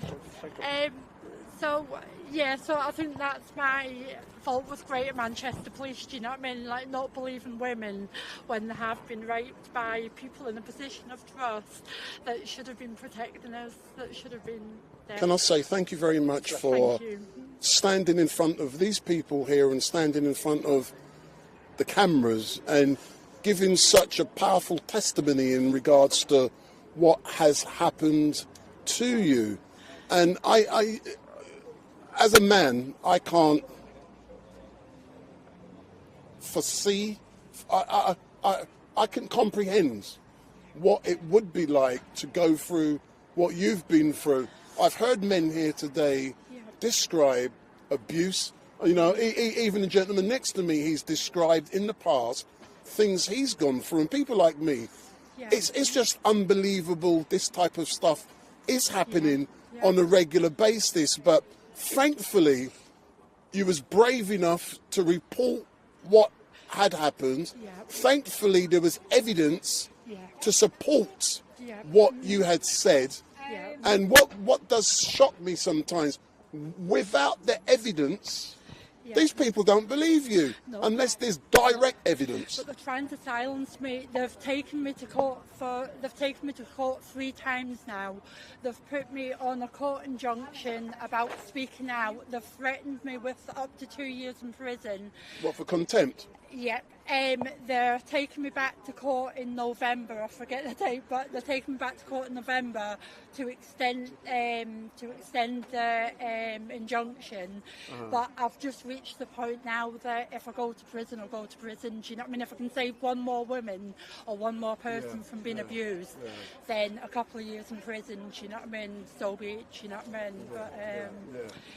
But But thank you very much for being so brave. I understand what you've gone through, and specifically been threatened with the possibility of contempt of court action. During last week, I was attending the Chris Cabba murder trial, and there's a contempt of court order that's in place that prevents certain things being reported.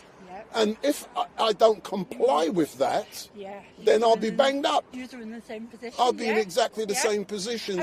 But they protect themselves by slamming these orders to prevent you from talking, to prevent me from reporting. I can understand before it's been proven, but when a case has been proven and when the person has pleaded guilty, the victim should be allowed to speak out, in my opinion. Of course, definitely.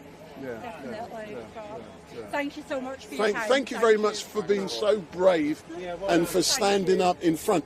And you've said the date, the 28th of November? The 28th of November at Manchester Crown Court. His name is Martin Rosenfield.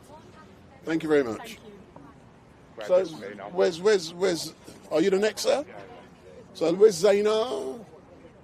So, Zayna's just speaking to one of the victims who doesn't want to be identified. And for those of you who are watching, my name is Wendell Daniel from Street Night live stream, and we are outside of Pendleton Police Station, and we are in Manchester. And this time tomorrow, we will be back at Speaker's Corner from 1 till 4 p.m. So let's go back to Zayna, and let's see who's the next. So Zayna, so far, we've heard of a lot of testimonies, a lot of stories. We've got a lot of people who have come out today. Are you happy with so many people coming out to share in their... Do you know what? Yeah, go on, no? Do you know what? We know you can I'm chat. happy. It wasn't about numbers. It was more about getting victims a platform. So Hits Radio covered it. BBC Radio will cover, well, TV will be covering it later. So people are then going to Google the live stream, so people are going to be watching. So everybody that's spoken out today will be helping other people. Not only will they be helping other people, but I think everyone's helped each other. I think everyone's made new friends. There's a person here that's really vulnerable, so we're going to take her, sort her out. But I'm happy. I couldn't have. It's gone better than I thought. Considering I can't even book a train ticket, I think I've done well. But what I like about you, Zayna, you're a mouthy rabble-rouser. You're like me. You come down to London chasing me the other day, down at Speaker's Corner, and look, as a direct result of that, something great is happening, but this and is you're what I able want to to say help to others. victims, though. If you're a victim, if you stay silent, that does not work. It does not keep you safer. It puts you at harm's way. You need to start speaking out, and you need to start connecting with people like myself, people that you've seen speaking here. Because guess what? Find a voice. Guess what? They can't fucking touch you. They can't touch you. This is the thing, right? because I've crossed the line and I've had my case in the media, I've got a bit of a profile. These lot won't touch me now. They'll touch girls like that. Do you know what I mean? And it's not right. Let's help to educate others who are going through something similar as what you've been through.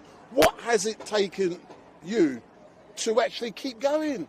Keep going. Why did you keep on going? Because you and I communicate 3-4 o'clock in the morning, man.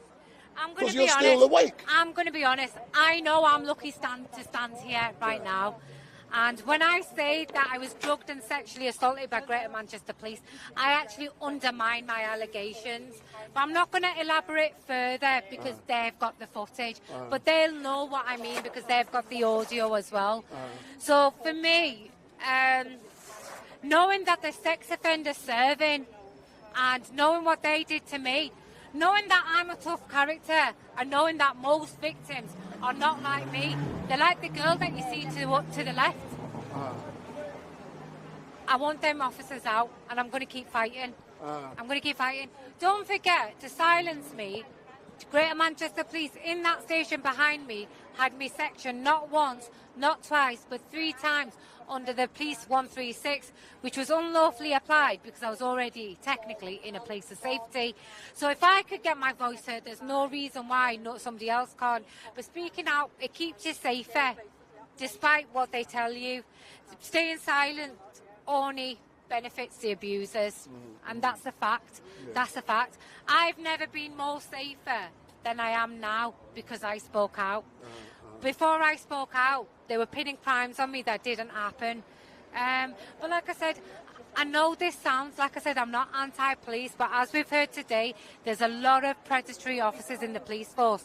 Record all interactions with the police. If you've learned anything from my case, record interactions with the police, because if anything goes wrong, you'll be fighting for 44 months and counting for 4.5 hours worth of evidential footage. Now, and the final thing is, if you're male or female, try not to have drinks of water in a police station. Ask for a carton instead. That's how I was spiked. Yeah? Don't trust them. I can't personally trust them, knowing what they've done to me. And when people tell me that there's good officers, every officer in that station behind me knew what was happening. I was screaming, nobody came. I left that station and I had officers laughing. I was bleeding from both passages. Yeah? What have they done to other people? You've seen one there. You know? And we've heard the evidence. You've heard the evidence. I'm not an isolated case. Look past my colour. Look past my background. Look past my gender, sex, whatever. Yeah, it's happening to it could happen to every single one of us. You could be driving alone and get pulled over by 2 cops, turn the body-worn video off. Who do you think people are going to believe? You or the police officers? Do you know what scares me the most? Right? About 2 minutes down there's Salford University, and these dickheads behind me were handing out rape kits to Salford University. In my opinion, were they looking for new potential targets? Quite possibly. It's not safe. I don't feel comfortable until Greater Manchester Police and Andy Burnham get rid of those sex offenders. I'm going to continue working at what I'm doing. I'm going to carry on campaigning because in the last month alone, I've reached a massive audience. I know you. Earlier on this week, you and I had a conversation, and I believe on a Friday and a Wednesday, you go somewhere. Shall I not be revealing all of this stuff? It's all right. You said on a Friday and a Wednesday, you go somewhere special. And you're learning lots of things. Tell people about that, man. You know, I chat rubbish. I'm grateful for what the media have done for me. But with the media, there's only so far they'll go. Like, I have to censor what I say, so I can't say sex offenders. I can't say it as it is. And even when I do say it as it is, once they've edited it, it's no longer my story. It's somebody else's version of my story. But the reason why I like the live streams is I can say what I want. Behind me, that station is where I was drugged and sexually assaulted. I was bleeding from both passages, and conveniently 4.5 hours worth of footage that existed, became exempt, then got corrupted and then never existed, has been missing. Why? Because of guilt. I can't say stuff like that. Do you know what I mean? But what I've done is I've secured my domain name, so ZaynaIman.co.uk, ZaynaIman.com. I am actually training to be an investigative journalist. So May 2025, if I pass my exam, May 2025, I will be a qualified investigative journalist, and I'm going to do for people what no fucker did for me. I'm going to help amplify other people's voices. That's good. Now, if I fail my exams, which I don't think I will, I'll qualify. How can you fail? You've got all of this as evidence. Mate, I've investigated my own case because the IOPC are useless. But yeah, I'm going to be an investigative journalist, so it's in progress. So I'll be on the other side.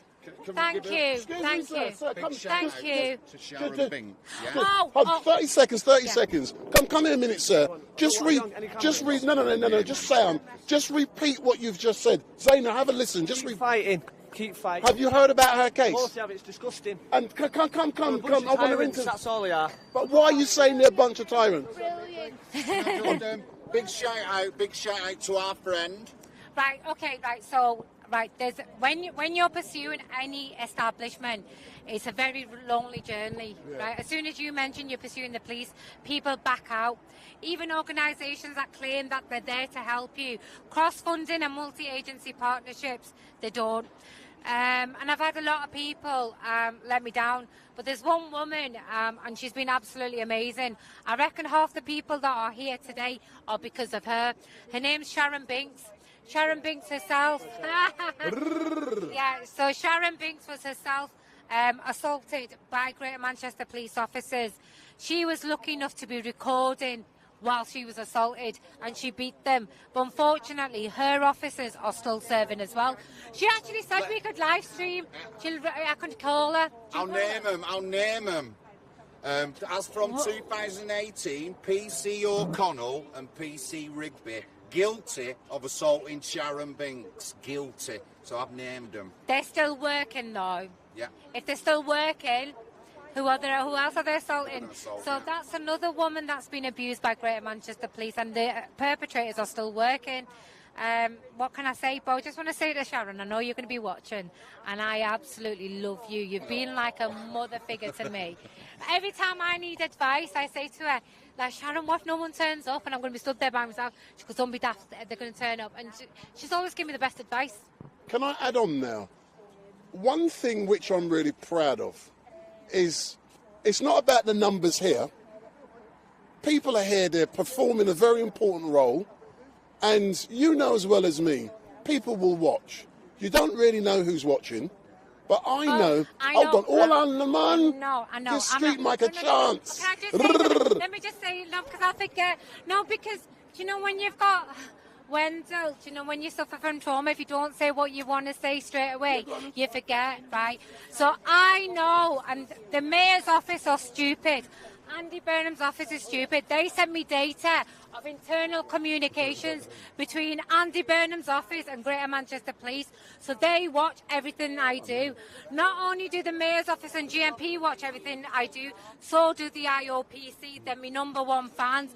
And if you're watching, I said this to you in 2021, I will get you for this. It's taken me a bit longer than it would do, but I will get you for this. I've publicly humiliated every single one of you.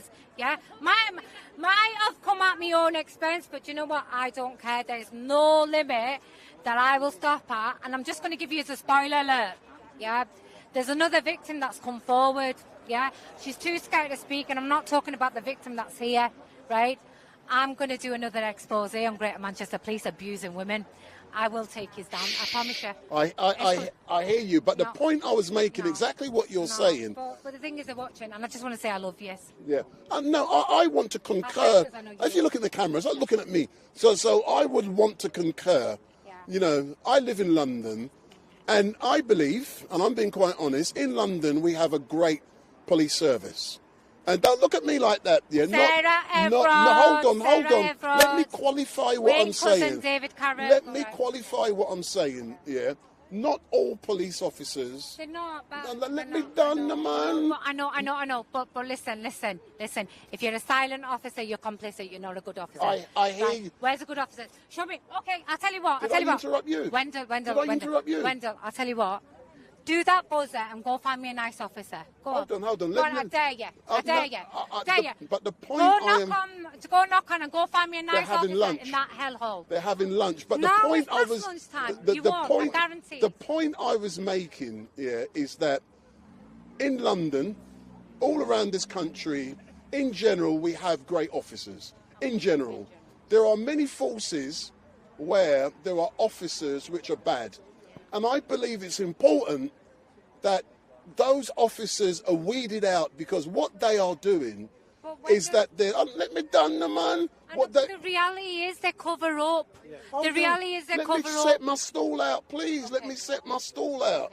Yeah, what I believe, is that, yes, there is covering up, but what we have to ensure happens is that there is mechanisms in place that are safe and secure, that bad officers can be exposed, be investigated and got rid of.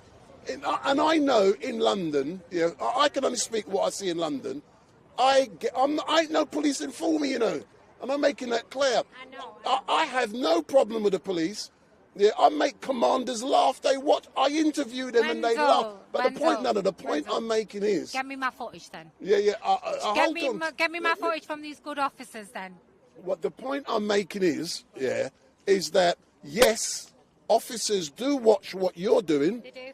And yes, officers do watch what I do. I'm confident now they're watching down at Scotland Yard. They're probably watching out the window. Yeah, of course. But the point being, we are being listened to. It may take time to get the change that is required. Wendell, how many more women are going to be raped in custody cells? How many young child grooming victims are going to be failed? How many more victims? No, they've had long enough. Wendell, look, right. You spoke about Wayne Couzens. Let me speak about specific Wayne Couzens. No, not even Wayne Couzens, right? So we've got Wayne Couzens from the Met. We've got David Carrick from the Met. The police force knew about both for decades.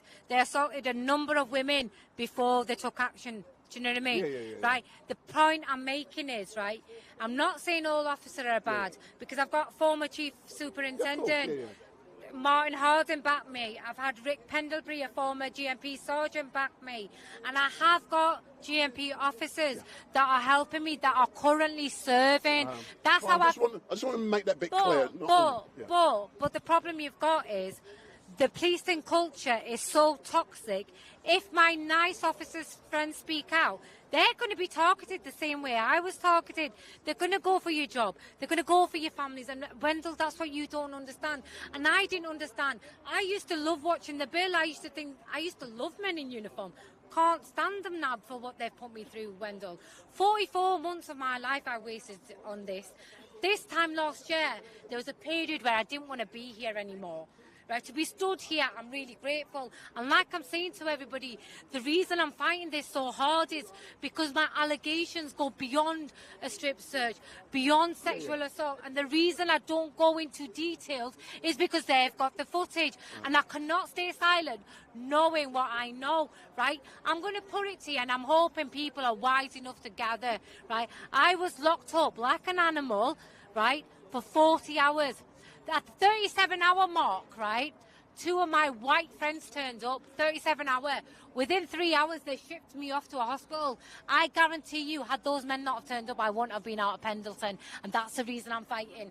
That's the reason I've spoken out as a British woman from a Muslim background, because I know I'm lucky to be here. I was given a second chance, Wendell, and I'm not letting these fuckers take that away from me. I hear you. That's the great thing about being live streaming. It's great about being live streaming unedited. Yeah, one thing I love about you, Zayna, in the last 2 weeks, just like you're speaking now, by anyone listening to you could not fail to see and hear that you're telling the truth. Right, Wendell, I could be lying, give me the footage. I could be mentally unwell, give me the footage. I could be after compensation, give me the footage. Why they not give me the footage? Right? They're scared. Yeah. I mean, They're I always have GMP and everybody else saying, yeah, but no, but give me my fucking footage. You're guilty. You're guilty, and you've got sex offender serving over 44 months later. The IOPC and Andy Burnham are actively covering up. They are not investigating the areas that show criminality. And I've got the proof, but who's brave enough to cover... Right. Who's brave enough to cover my story raw? I will give you the data. You see the data and you tell me I'm lying. What's out in the public domain only makes 25% of the data I've got.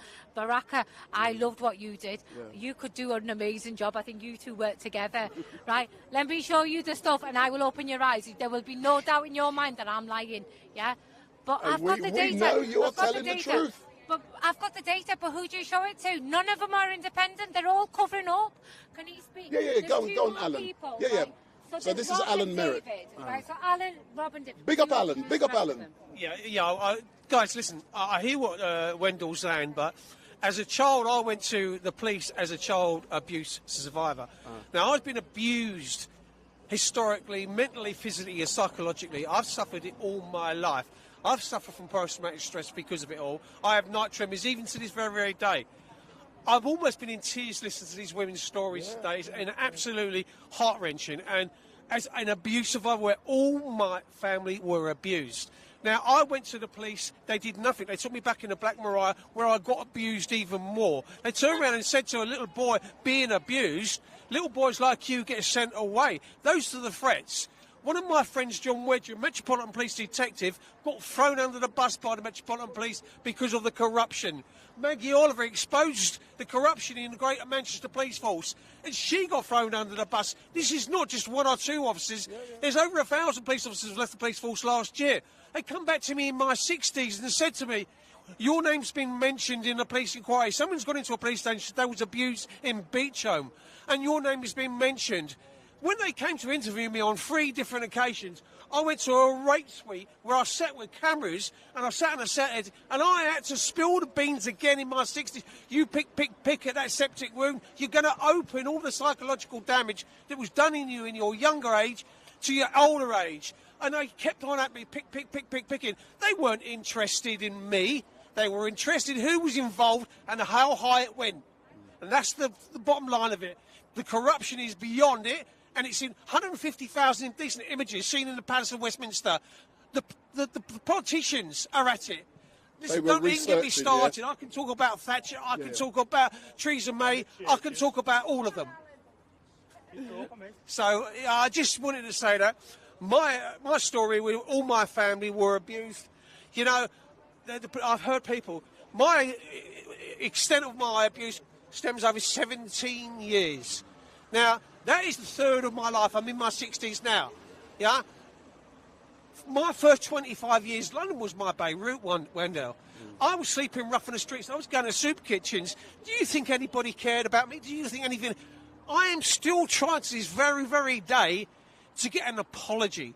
The reason why they won't apologise to me is there's an admittance of guilt. And they're all corrupt, and I don't care what you say, they're corrupt by uniform. They know what goes in them locker rooms. And then what they want to do is they want to share the same changing rooms in police stations now with women. How corrupt? Where are we going with all of this? It's just so perverse and so rotten, and my heart bleeds for these women that I've listened to today. And thank you for just letting me speak. I just wanted to add a couple of words there because, Wendell, the corruption is so high, it's off the Richter scale, mate. Anybody else? Thank you very much. And that's Alan Merritt, a well-known campaigner and fellow live streamer. Big up, Alan. My name's Rob. I'm from an organisation called Dads Matter, the Whole Family Network. The fact that our organisation has to exist just says there's a problem out there, and ours is in relation to family court. It's with the fostering, forced adoption and family court. Now, I just want everyone to know that our organisation is on a positive scale. Obviously, we've all been through trauma because of these organisations, these professional criminals, but we offer a wellbeing course and we've got trauma therapists to help you deal with your issues going through the family court. Now, on a scale, the amount of families that are being ruined and separated due to family court, and our goal is to help the mums and dads fight back and get connected with the children. It's disgusting what's going on out there and we need big changes. No one's safe. That's all I've got to say about that, mate. Is that all right? Thank you very much. But before you go, Yeah. you know I'm not going to let you walk away. What has it taken you to come down here today, sir, to share your story, 30 to help? years of being in the system. My eldest daughter's, she's coming up to 14 now. So I've been in the family court since she was 2.5 weeks old, and I've got 3 children, and it's just been a continuous cycle of fighting, and you get false allegations. The police as well, they get involved, you know, and they shouldn't be getting involved because it's a civil matter, but they do. And the social services, CAFCAS, and they all make fabricated documents. And like I said, we're all in different fights, but we're all fighting the system, so it connects us, you know what I mean? And what we're trying to go out there with is, you know, they ruin us. You know, the mental health that they cause to us it's growing, isn't it? The mental health is just disgusting. But with our organisation, we can't promise you we get your children back, but you'll be the best version of yourself fighting for your children. And if people wanted to contact you and your organisation or to find out what you're doing, how can they do so? Our website is www.dadsmatter.org.uk, and anyone can reach out. We're called Dads Matter because we're dads, but we're the whole family organisation, and we represent mums and dads, and we all want to join together and fight for your children. It's happening. Excellent stuff. Thank you very much, sir. Thank you. Thanks for having me. So the next person I'm going to ask a question is this geezer standing next to me, because I'm not going to let him come down there and not get in front of the camera to say something. So, Baraka. Hello, how are you? So good afternoon, sir. Thank you very much for coming down here today. As a young person, and I believe you're young, you're not like me, an old FART. I'm 60, my dear. What have you learnt from today as a young person? Well, I've learned that there's not just one person. There's many people. There's a lot of people. Some of them who fear to not share their experience because obviously they got jobs, they got work, they have to pay their rent. And we can understand. They got all these sort of things, and the last thing they want is telling the truth, then losing all of that. And I think it's important to have somebody like Zena, somebody like yourself, somebody like these people who have cameras here to come and record what just happened here, and hopefully the people who are fearing to come out and speak get that kind of courage like Zena to come out there and actually share it. Because if there's more people sharing the same information, then there's going to be a lot more people who's going to believe it. And there's also going to be a lot more people who's not going to tolerate it and actually come out as well. And then we're going to put pressure on these guys to actually change.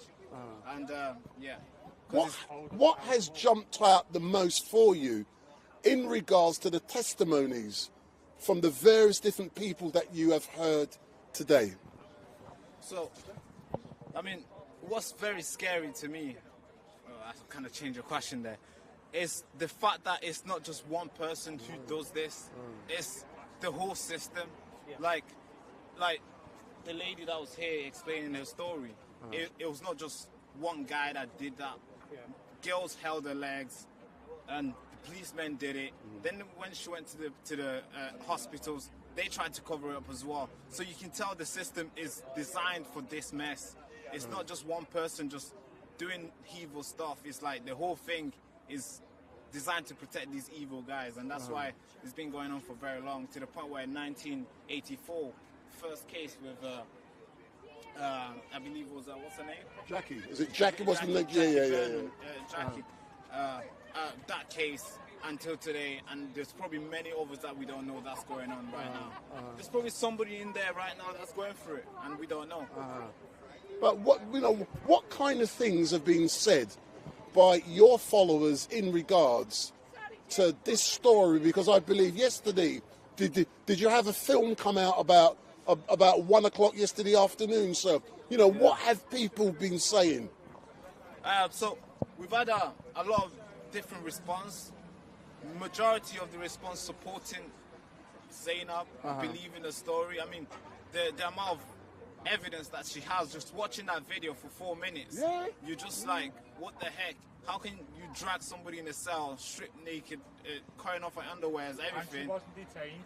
Not detained, unlawful. That's basically, they could go to jail for doing that.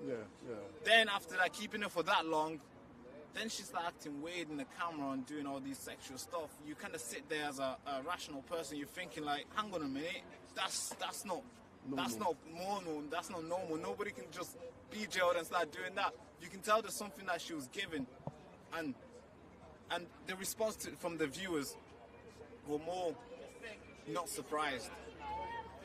And it's very scary, the fact that somebody can come out and tell these stories and a lot of the public are not surprised that this is happening.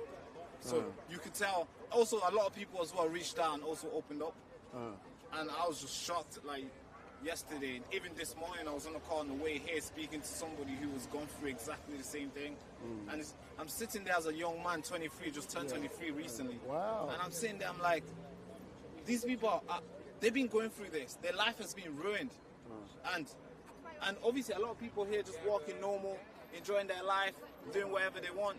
They don't know what's going on. And they're not safe. They're not safe as well until it happens to you. There's a quote that I like this quote. Nobody cares until it happens to them. Yeah, that's great. That's where we are right now, where a lot more people who this has happened to come out, and people who feel connected want to share these things, because there's many more older people who want to air it because that has happened to them as well. Also because I have a lot of female friends as well. That's my girlfriend right there, that's standing Hello, there. girlfriend. Yeah, so I have a lot of sisters, nephews, nieces. I would want them to live in a place where it's safe for them to go outside. Because I got 3 different sisters who live in their own house. I would want them to live in a place where if something was to happen, they can call the police and the police can actually turn up and do the actual job. Not trying to, take advantage of them. Do you think the public should understand that they're actually paying for these officers to do what they're doing? Yeah, I think it's the taxpayers' money, the public servants, aren't they? They're not protecting the public. Yeah, exactly. I mean, that one's a big issue as well, because that's engraved in the system where it can be changed. But the public should know, because if everybody comes out and say we're not going to pay this thing, that's a revolution. They're done. But they're paying criminals, aren't they? They are. It's as simple as it is. And sadly, they don't know. And they're getting robbed, basically, falsely as well. And it's sad to see. If I can just pull away from you for a few seconds and take the microphone. I'm just watching Zena, and at the moment I'm going to go over there. Alan, come with me. We'll be coming back. Yeah. We'll be coming back. So if you look at Zena, yeah, thanks. So Zena is now, I believe she's at the front gate. Hey, hold on. Are they busy? Have you given up? Have you actually agreed? Oh, no, it's not down to me. I can't produce something. I'm just watching you do it. Okay. So I just want to say there's a misconception that this police station is closed. It used to be a police station and it isn't open to the public anymore. It operates solely as a custody suite. So this is where they detain people, or if you're like me, rape people. But yeah, so what I'm going to do is, because Greater Manchester Police have not sent a representative down, I would like to give them a fair opportunity to have their say, because I could just be a police basher, but I feel like it needs to have a balanced view, We got balance. Their camera's staring at me. Hiya GMP, if you're watching, do you fancy coming down and saying hello? Hey GMP, it's Angie. Bring him. And Take responsibility. right, so all we're asking for is just seeing if an officer wants to come down and just give a little say. So we're going to pick up the phone, see if they answer. By the way, they know I'm here, right? Because I've advertised this everywhere for the last 13 days. Dropping out. Oh, it's fine, don't worry. I've done the interviews, haven't I? Huh? Hey, boys. I want to hear. Put the microphone near this. The number of you have called, not being recognised. And guess what? No, her one. She's got one. Oh, and do you know what? Surprise, right? Right. Do you know what? It says press 2 to speak to someone at your nearest counter, right? So say if you've got a family member at this police station, you can't even get through to the front desk. They could be doing anything to your family member in there. You can't even get through.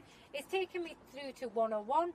So one-on-one now could be on the phone for ages. We'll give it 5 minutes, but come on, Greater Manchester Police, you're watching me, and I told you I'd get you for this, and I will get you for this.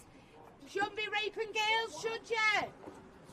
Yeah, it's saying if you call an emergency, ring 999. It's not. And drugging them. And we've halted CCTV footage. Yeah, we want resignations of you all. But I don't understand why they said pre-arranged interview, press 1, press 2 to speak to somebody at the inquiry counter. I've not even pressed 3, you know. Well, imagine you've got a family member that's been detained in this custody suite, and you're trying to find out what's happening to them, and you can't even access an officer. Right, this is where I was locked up, and they could be doing anything to anybody in there. I don't feel comfortable. Why are you not coming to speak to me? They know I'm here. They know I'm here. Stop the abuse against women. GMP, come out! Come on! Yeah, come on, they're not going to answer. They're not going to answer. But this is me, somebody that's been abused at this station, having the courage to come back to this station, and they've not even got the courage to come to the front door. That camera's on me right now. This is an open custody suite, but there's nobody on reception. Imagine your family member is in there right now, and you can't even get an officer to check the welfare of your officer. There's someone else. We'd be arrested. Hiya. Oh, hello. Want to sit down? Hiya, just 1 minute. Yeah. No? No? You see? There you go. Nothing to hide. Nothing to hide, right? He's refused to talk to me. He's refused to talk to me. At least we know there's someone in there. He's refused to talk to me. Hello? So clearly nothing to hide, right? If you've got nothing to hide, you'd speak, right? So we've come to a police station, a custody suite. An officer's come to the door. An officer's come to the door and refused to speak to us. This is Greater Manchester Police. Absolute cowards. And yeah, I called you cowards. Zayna, did you try pressing 2? I did. I've done all of them. I've done all of them. I'll try again. Yeah, try again. I'll try again. But even if you phone 101 and tell them, can you tell the police station to open the door? Yeah, but like, I'm not being funny, but did you see his grin when he saw me, and then he saw the cameras and he went back in? 101 again. Yeah, so could you imagine if your loved one was here? So I'm going to I know Richard doesn't want to be on camera, but Richard came here with my friend Terry to try to find out what was happening to me, and they weren't telling him anything. So Richard and my friend Terry were stood outside this station trying to find out what was happening with me, and this is what they had to put up with, you know. Meanwhile, I was being abused up there. Yeah, nothing. Could you imagine? Tell me something, Zayna. What are you... Where's the good officers? It's Where's like the good that, officers? It's like that woman who's just been here. She was looking for her daughter for 4 days. Can you imagine standing here for 4 days trying to get through to a police officer that blatantly is just going to walk to the door and walk away? That is not a police officer. That's not what we pay them for. They're probably too busy raping someone in there. Probably. Come out that night all the time. Yeah, but the thing is, this is for the public, so should we go around the other side? Yeah. Should we go into the police station? No, but what I'm not going with the camera inside. No, that's a different outside. Okay.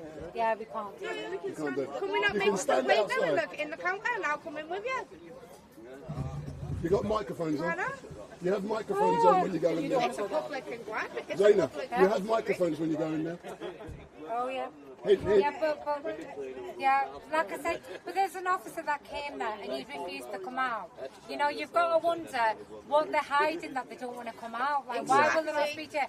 It's not, we've not been violent, nobody's been violent, no one's been aggressive.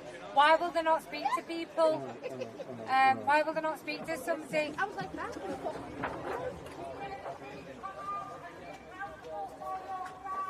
Yeah, I've got a megaphone. Get her on camera. Get her on Say that again. GMP, come out and answer for your crimes against women. Come and be held accountable for your crimes against women that were in your custody. GMP, come out and answer for your crimes.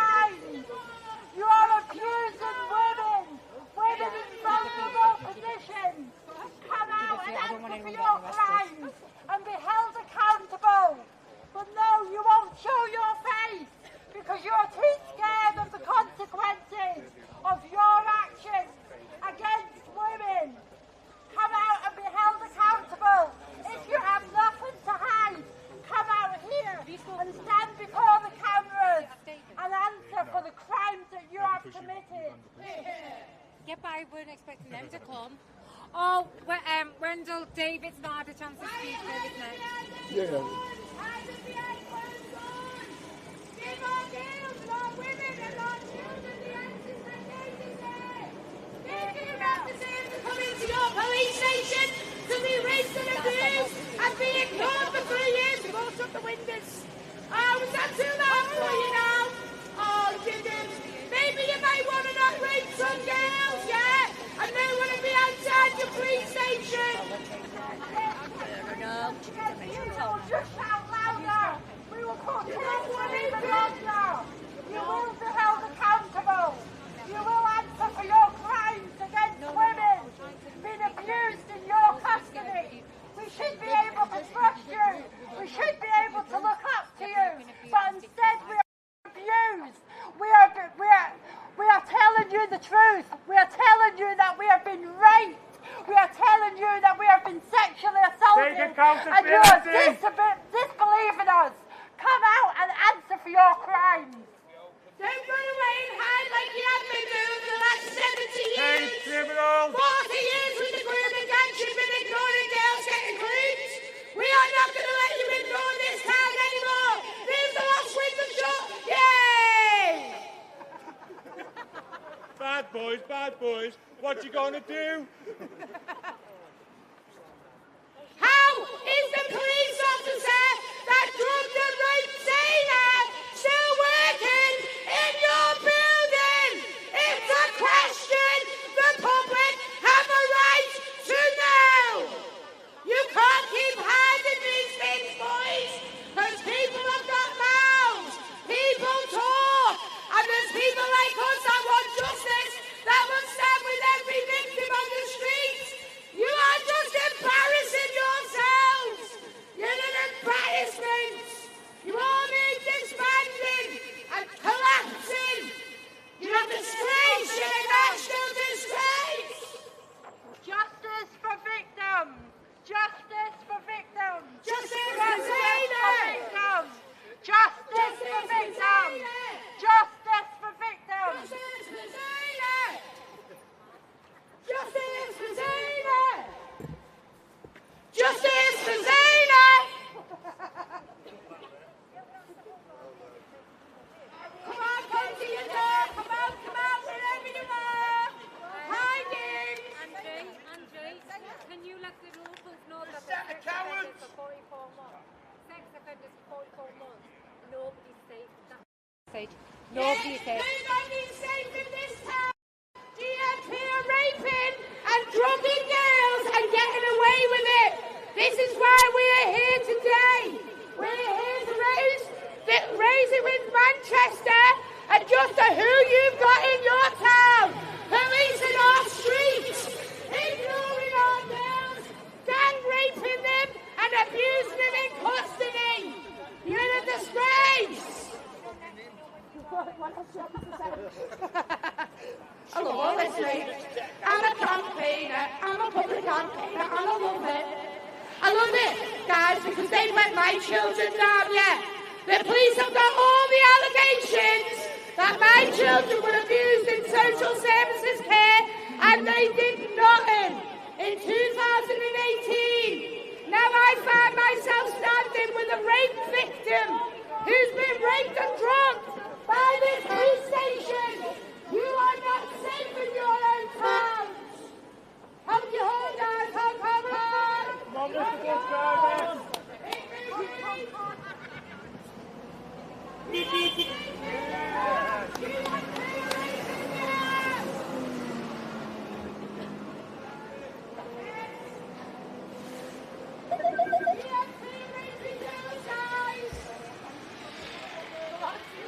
Have you got TV? Where's Richard's car? What's he doing?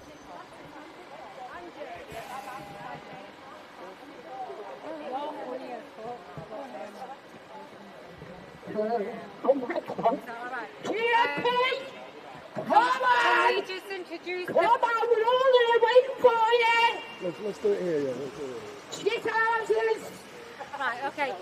Right, Angie is absolutely mental. This is our point. They're absolute cowards. They've not sent a single officer out to speak to us. Yeah, I'm going to put all the evidence to the court. Right, so now we are going to introduce our final speaker, David, who's going to share his experiences. And David's been waiting a very long time. We do apologise, because I didn't expect everyone to come down here. There you go. Thank you, David. Hi. Big up. Right, my name is David, and I'm coming from a slightly different place to Zena.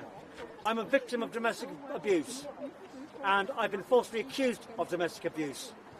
Now, I can tell you that for anybody who thinks no smoke without fire, I have documented evidence at home that the police have conspired with social services to lie to and about my children and to place them with the abusive parent. And I must say it now. 2 years ago, I promised these off the police and social services. I promised you that if you lied to me, if you harm my babies, I will come for you and I will fight you with every breath in my body. I will never forgive you for what you've done to my children. Never! Just now the Dubai plane went over. My son used to watch that and track it on flight radar and wave to it. And it breaks my heart that I can't be with him, that I can't track the plane with him. My daughter's written to me and said, I miss you. My daughter's written to me and said, I miss you.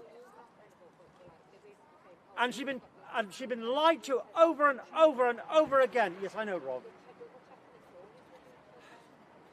So here's my message. 18 months ago, Superintendent Michaela Kerr said, we treat all victims of domestic abuse equally. That's right. You treat us all like crap. All of you. And you will be held to account. You will be held to account. Because our message to you is to obey the law. And you will be held to account. For my children and for everyone else's children here, you will be held to account. Thank you. Thank you, sir. Zayna. Who's next? Finish. So we've now come, this is going to wrap up, my I darling. just want to say thank you to everybody that showed up. Thank you to everybody that's watched, going to be watching at home. Thank you to all that have turned up today. Thank you to all the victims that have shared their stories. Like I said, the purpose of this event was to give victims, well, help amplify their voices, but also amplify my own. Over 44 months later, Greater Manchester Police are actively protecting sex offenders. Andy Burnham and the IOPC are in cahoots with GMP in protecting sex offenders. Over 4.5 hours worth of footage is missing, and in my honest opinion, it's because they're guilty. And I think anybody that doesn't see that Greater Manchester Police are guilty, after hearing from officers, I mean, I've got former Greater Manchester Police officers backing me. I've even got current GMP officers backing me, but they're too scared to speak out in case they're retaliated against. I know GMP watched this, and I used to say it to them, and they used to laugh at me. 2021, I said to you, I will get you for this. I might not have got your officers, but I've publicly humiliated you, and I'm going to continue to do so. I promise you, I'll be back here. I'll be back here with an even bigger crowd, and I will be naming and shaming every single one. And I just want to emphasise as well, my custody records, 50% of the names on my custody records are redacted. I only know the name of half the officers on my custody records. And I believe the reason that they've redacted half the names because that shows who abused me. You know, they know that I'm telling the truth. That's why they won't give that footage. I've come all the way here and they've not even had the decency to come and speak to us, because you know why? They're absolute cowards. They will only abuse vulnerable people. But bring a crowd out. They're too scared to come out. Yeah, Greater Manchester Police, this is a promise from me. There's bigger and better things coming in store for you. I will get you for this, and I'm going to safeguard as many victims as I possibly can. In the last month alone, I've reached out to more people than I've ever reached out to. Not bad for somebody that you branded psychotic. So yeah, I just want to say thank you to everybody, but just because you don't hear about something doesn't mean it's not happening. It's very, very difficult for victims to come forward. Like I said, she was close to a mental breakdown. She didn't want to be here anymore. I've been there myself. So there's a lot more of us that have been failed by Greater Manchester Police. But the problem you've got with the mainstream media is they like to censor the truth. And via live streaming, I've got to say it as it is. Now, like I said, I'm going to make an appeal now, okay? If there's any journalist or any YouTuber or any influencer that's got the balls to cover my case A to Z, no holds barred, I will show you my data. Nobody can dispute it. The thing is, I've got Andy Burnham, the Mayor and Police and Crimes Commissioner, on record lying. I've got Dame Vera Baird on record lying. I've got high-ranking GMP officers, an assistant chief constable and a deputy chief constable lying. The problem is, who do you go to? Who do you show that data to?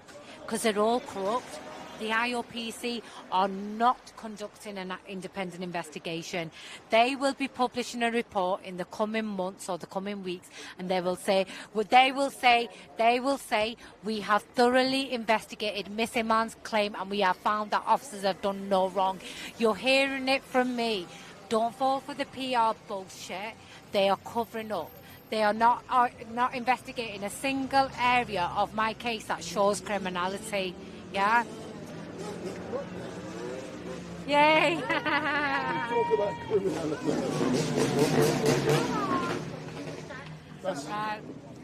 But like I said, right, if my case gets covered up, which is gonna, they are gonna whitewash it. Over 44 months later, sex offenders are still serving. If it's happened to me, it could happen to you. They've refused to answer the door. They're probably too busy abusing somebody right now. Could you imagine coming to a station like this, or this very station, looking for a loved one, and you can't get through to him? You can't get through to him. They could be doing anything. And like I said, Sky News are aware of this. I've got the recording for it because every interview I do, I get a friend to record the full version. So I've got this on record. I was supposed to be a death in custody. I am so lucky to be stood here talking to you lot, and this is the reason I will not let this go. There's grown-ass men that have not made it out of custody in one piece. I did. And I see that as a blessing. I feel like I have to do this. I was lucky.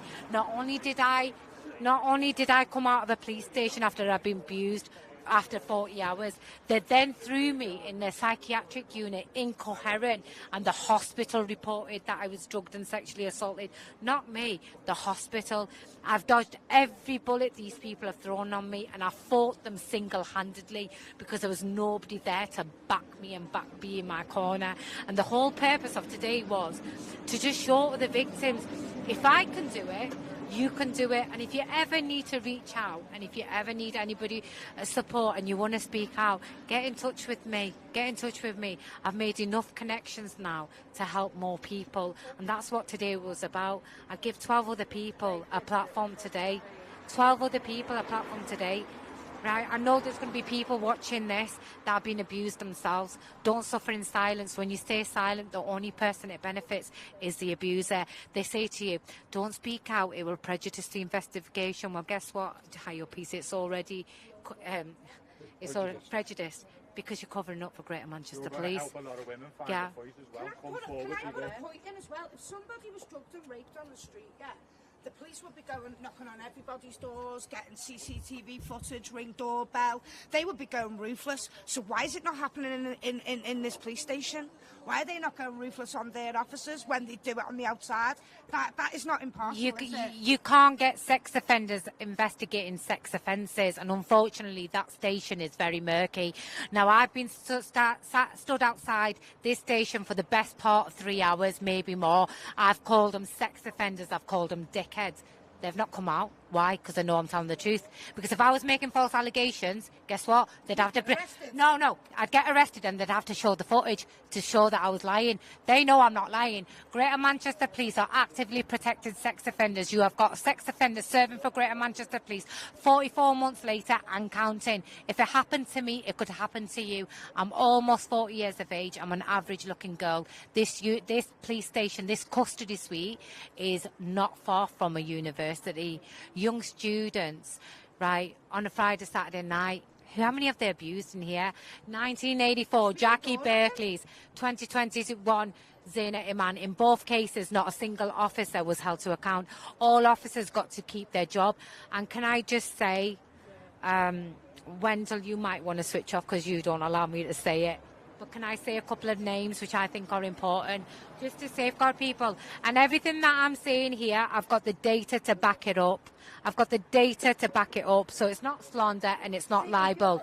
If you're calling the wrong names, then people can actually have you arrested for slander. Do it? So if they want to have you arrested, Yeah, but the thing, have to bring out the truth, aren't they? yeah, but the thing, no, but the thing is, right, everything that I'm saying, apart from the rape element, because they've got the footage, I've got the data for. So, the officer that raped this girl is called Anthony Rubens. Anthony Rubens. Anthony Rubens has been working for Greater Manchester Police for 45 years. He's currently working as a civilian officer. And I know this because Greater Manchester Police assigned an alleged sex offender to investigate sex offences. Anthony Rubens accused, the woman accused of pinning Jackie Berkeley down. Karen Askew currently works for the ICO. Yeah? So if you've got alleged sex offenders working for places like the ICO who are meant to hold Greater Manchester Police and other forces accountable for data breaches, what chance do you have? In May 2022, Anthony Rubens, the alleged rapist for Jackie Berkeley's, was assigned to my case. In June 2022, the ICO said that my footage was exempt from disclosure. Right? Come on. Right? There were 5 officers that were dispatched to my property for a check on welfare. 4 male officers and a female officer. I'm going to say this, I'm not making any allegations, but use your brain cells. 4 officers. One of the officers was dispatched from this very, very station. One of the officers was dispatched from this station because he was trained to break in. His name is Police Sergeant Christopher Edgerton, badge number 14323. I would like Greater Manchester Police to explain to me why they provided me with a false identity for this officer. I would also like Dame Vera Baird to tell me why she told me this officer did not return to the station. Turns out he was on shift. Guess what? Guess what? The IOPC will not investigate. Why? Right. And then, right. So, and then the Assistant Chief Constable, Colin McFarlane, saying that I wasn't strip searched. The strip search was done under a different legislation and for welfare reasons. Turns out I was strip searched, there was no other legislation and there were no welfare grounds. The Deputy Chief Constable, Terry Woods, has gone publicly and said GMP have not deliberately withheld my footage. Why do you think I'm stood here? I'm fighting for me fucking footage. If you've got nothing to hide, give me my footage. That's all I've got to say. Thank you so much. Did you know that the copper that you're talking about in 1993 was actually on the sex offenders register, and he actually held your case and investigated your case, and they found that out? I've got that. That's in the paper. What, who? Do you want me to get it for you right now? Who? Make sure you've got the right officer. No, I don't know who it is, but it's an officer. But it said that the officer in the paper. No, who was looking at yours. You know, who was looking at your case. This was on your case. Oh yeah, Mail Online. Yeah. Right. So Anthony Rubens. His part in my case was covered by the Mail Online. Unfortunately, Greater Manchester Police kicked up a fuss, so they took the name out. But if you Google the name, the information is out in the public domain. Right, any data, anything that I've spoken about today can be found on my social media pages with the data, with the evidence. So I'm going to make another request. If any journalist or any social media personnel or personality is brave enough to come and sit with me for a day or 2, go through my data and make a no-holds-barred documentary, by all means, you could be safe. It's already happened to me, yeah? I can't change that, but I can change it for other people. Thank you. Thank you. So for those of you who are watching, my name is Wendell Daniel and welcome to Street Mike, and we've been coming to you live and direct from outside of Pendleton Police Station. And just to let you know, tomorrow we will be at Speaker's Corner from 1 till 4 p.m. So we're at Speaker's Corner from 1 till 4 p.m. On Monday, I will be back in the public gallery at the Chris Cabot murder trial, where the jury will be given instructions by the judge and the jury will retire to reach their verdict. So on Monday, Wendell Daniel from Street Mike will be at the Old Bailey in the public gallery, where the judge will give the jury directions and they will retire to reach a decision in the Chris Cabot murder case. And at this moment, I will not be discussing any details about the case because there is a contempt of court order in place. So I will not be giving an opinion, etc., etc., etc. But after a decision is reached, all hell's going to break loose because you're going to get my opinions, and it is highly likely that I will be engaging with a young lady by the name of Temi from Forefront in Colindale, and Temi has been supporting the family of Chris Cabot from day one, and I'll be interviewing her. And it is also highly likely, regardless of the outcome of the case, that I will be engaging with Chris Cabot's mum and dad after the case has been decided. So on Monday, I'll be back at the Old Bailey for the decision. I'll rephrase that. I'll be back on Monday at the Old Bailey when the judge gives the jury directions in regards to the Chris Cabot case, and then they will retire to reach their verdict. Unfortunately, I will not be able to live stream from outside the Old Bailey Tuesday onwards because I'm booked to do private events Tuesday, Wednesday, Thursday, Friday. So it is highly likely a decision will be reached in the Chris Cabot murder case Tuesday onwards. Unfortunately, I will not be there, but trust me, I know what goes on, and I will not be discussing certain things, but I can assure you, after a decision is reached, you're going to hear opinions from those who have been in the court, but there's certain evidence that cannot be disclosed because it is covered by contempt of court order. So all I can say, thank you very much for watching Wendell Daniel from Street Mike live stream. We are in Manchester. We're going back to London now, get some rice and peas, curry goat, and tomorrow we're back at Speaker's Corner for the regular rabble-rousers, those nutcases who always talk religious rubbish that I can't stand. Big nose, all them foolish man, they're unintelligent nutcases, but they love me because I can cuss their backsides. So that's tomorrow, Speaker's Corner, and it's going to be a special time tomorrow at Speaker's Corner. I can't tell you why. There's going to be a special guest tomorrow at Speaker's Corner. I can't tell you who it is, but we will have special guests tomorrow. So all I can say, thank you very much for watching. And if you like me, give me the thumbs up, make your comments down below, share and follow. If you hate my backside, I don't care, but still give me hit that button because I know you're going to love me. But the most important thing I need to tell you, next Saturday, we've got an important event in London with Tommy Robinson. Oh, Tommy Robinson. And those of you who know me, yesterday I was live streaming with Team... Be quiet, man, you're making noise.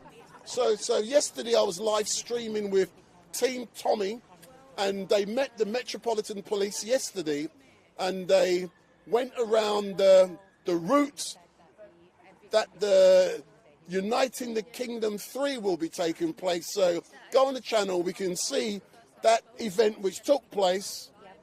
Wendell Daniel was there with Team Tommy, John and all the security people, all the close-up security. We were there yesterday, live streaming. So you get an understanding of the plans that take place before a massive event is taking place. But please be aware it is highly likely that Tommy Robinson will go into prison.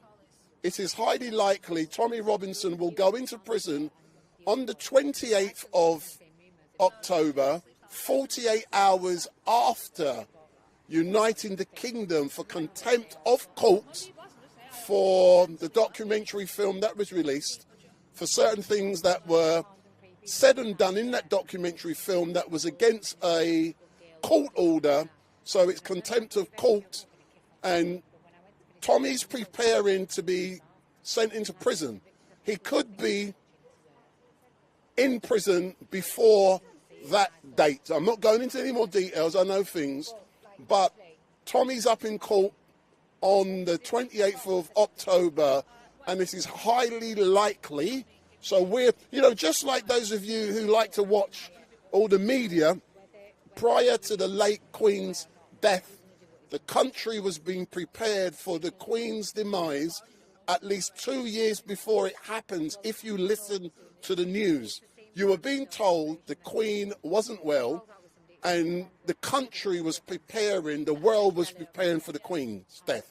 I'm now saying, we are saying, it is highly likely that Tommy Robinson will be going into prison on the 28th of October. So we are raising awareness, we're letting you know. So all I can say is thank you very much for watching. I'm getting sick and tired of chatting to you guys every day, and I'm going home. Say that again? I don't do TikTok, man. I don't do that rubbish. Oh, Tommy. I don't. Social media is rubbish, man. I'm not into social. Street Mike. So all I can say, thank you very much. See you tomorrow, 1 o'clock, Speaker's Corner. Goodbye.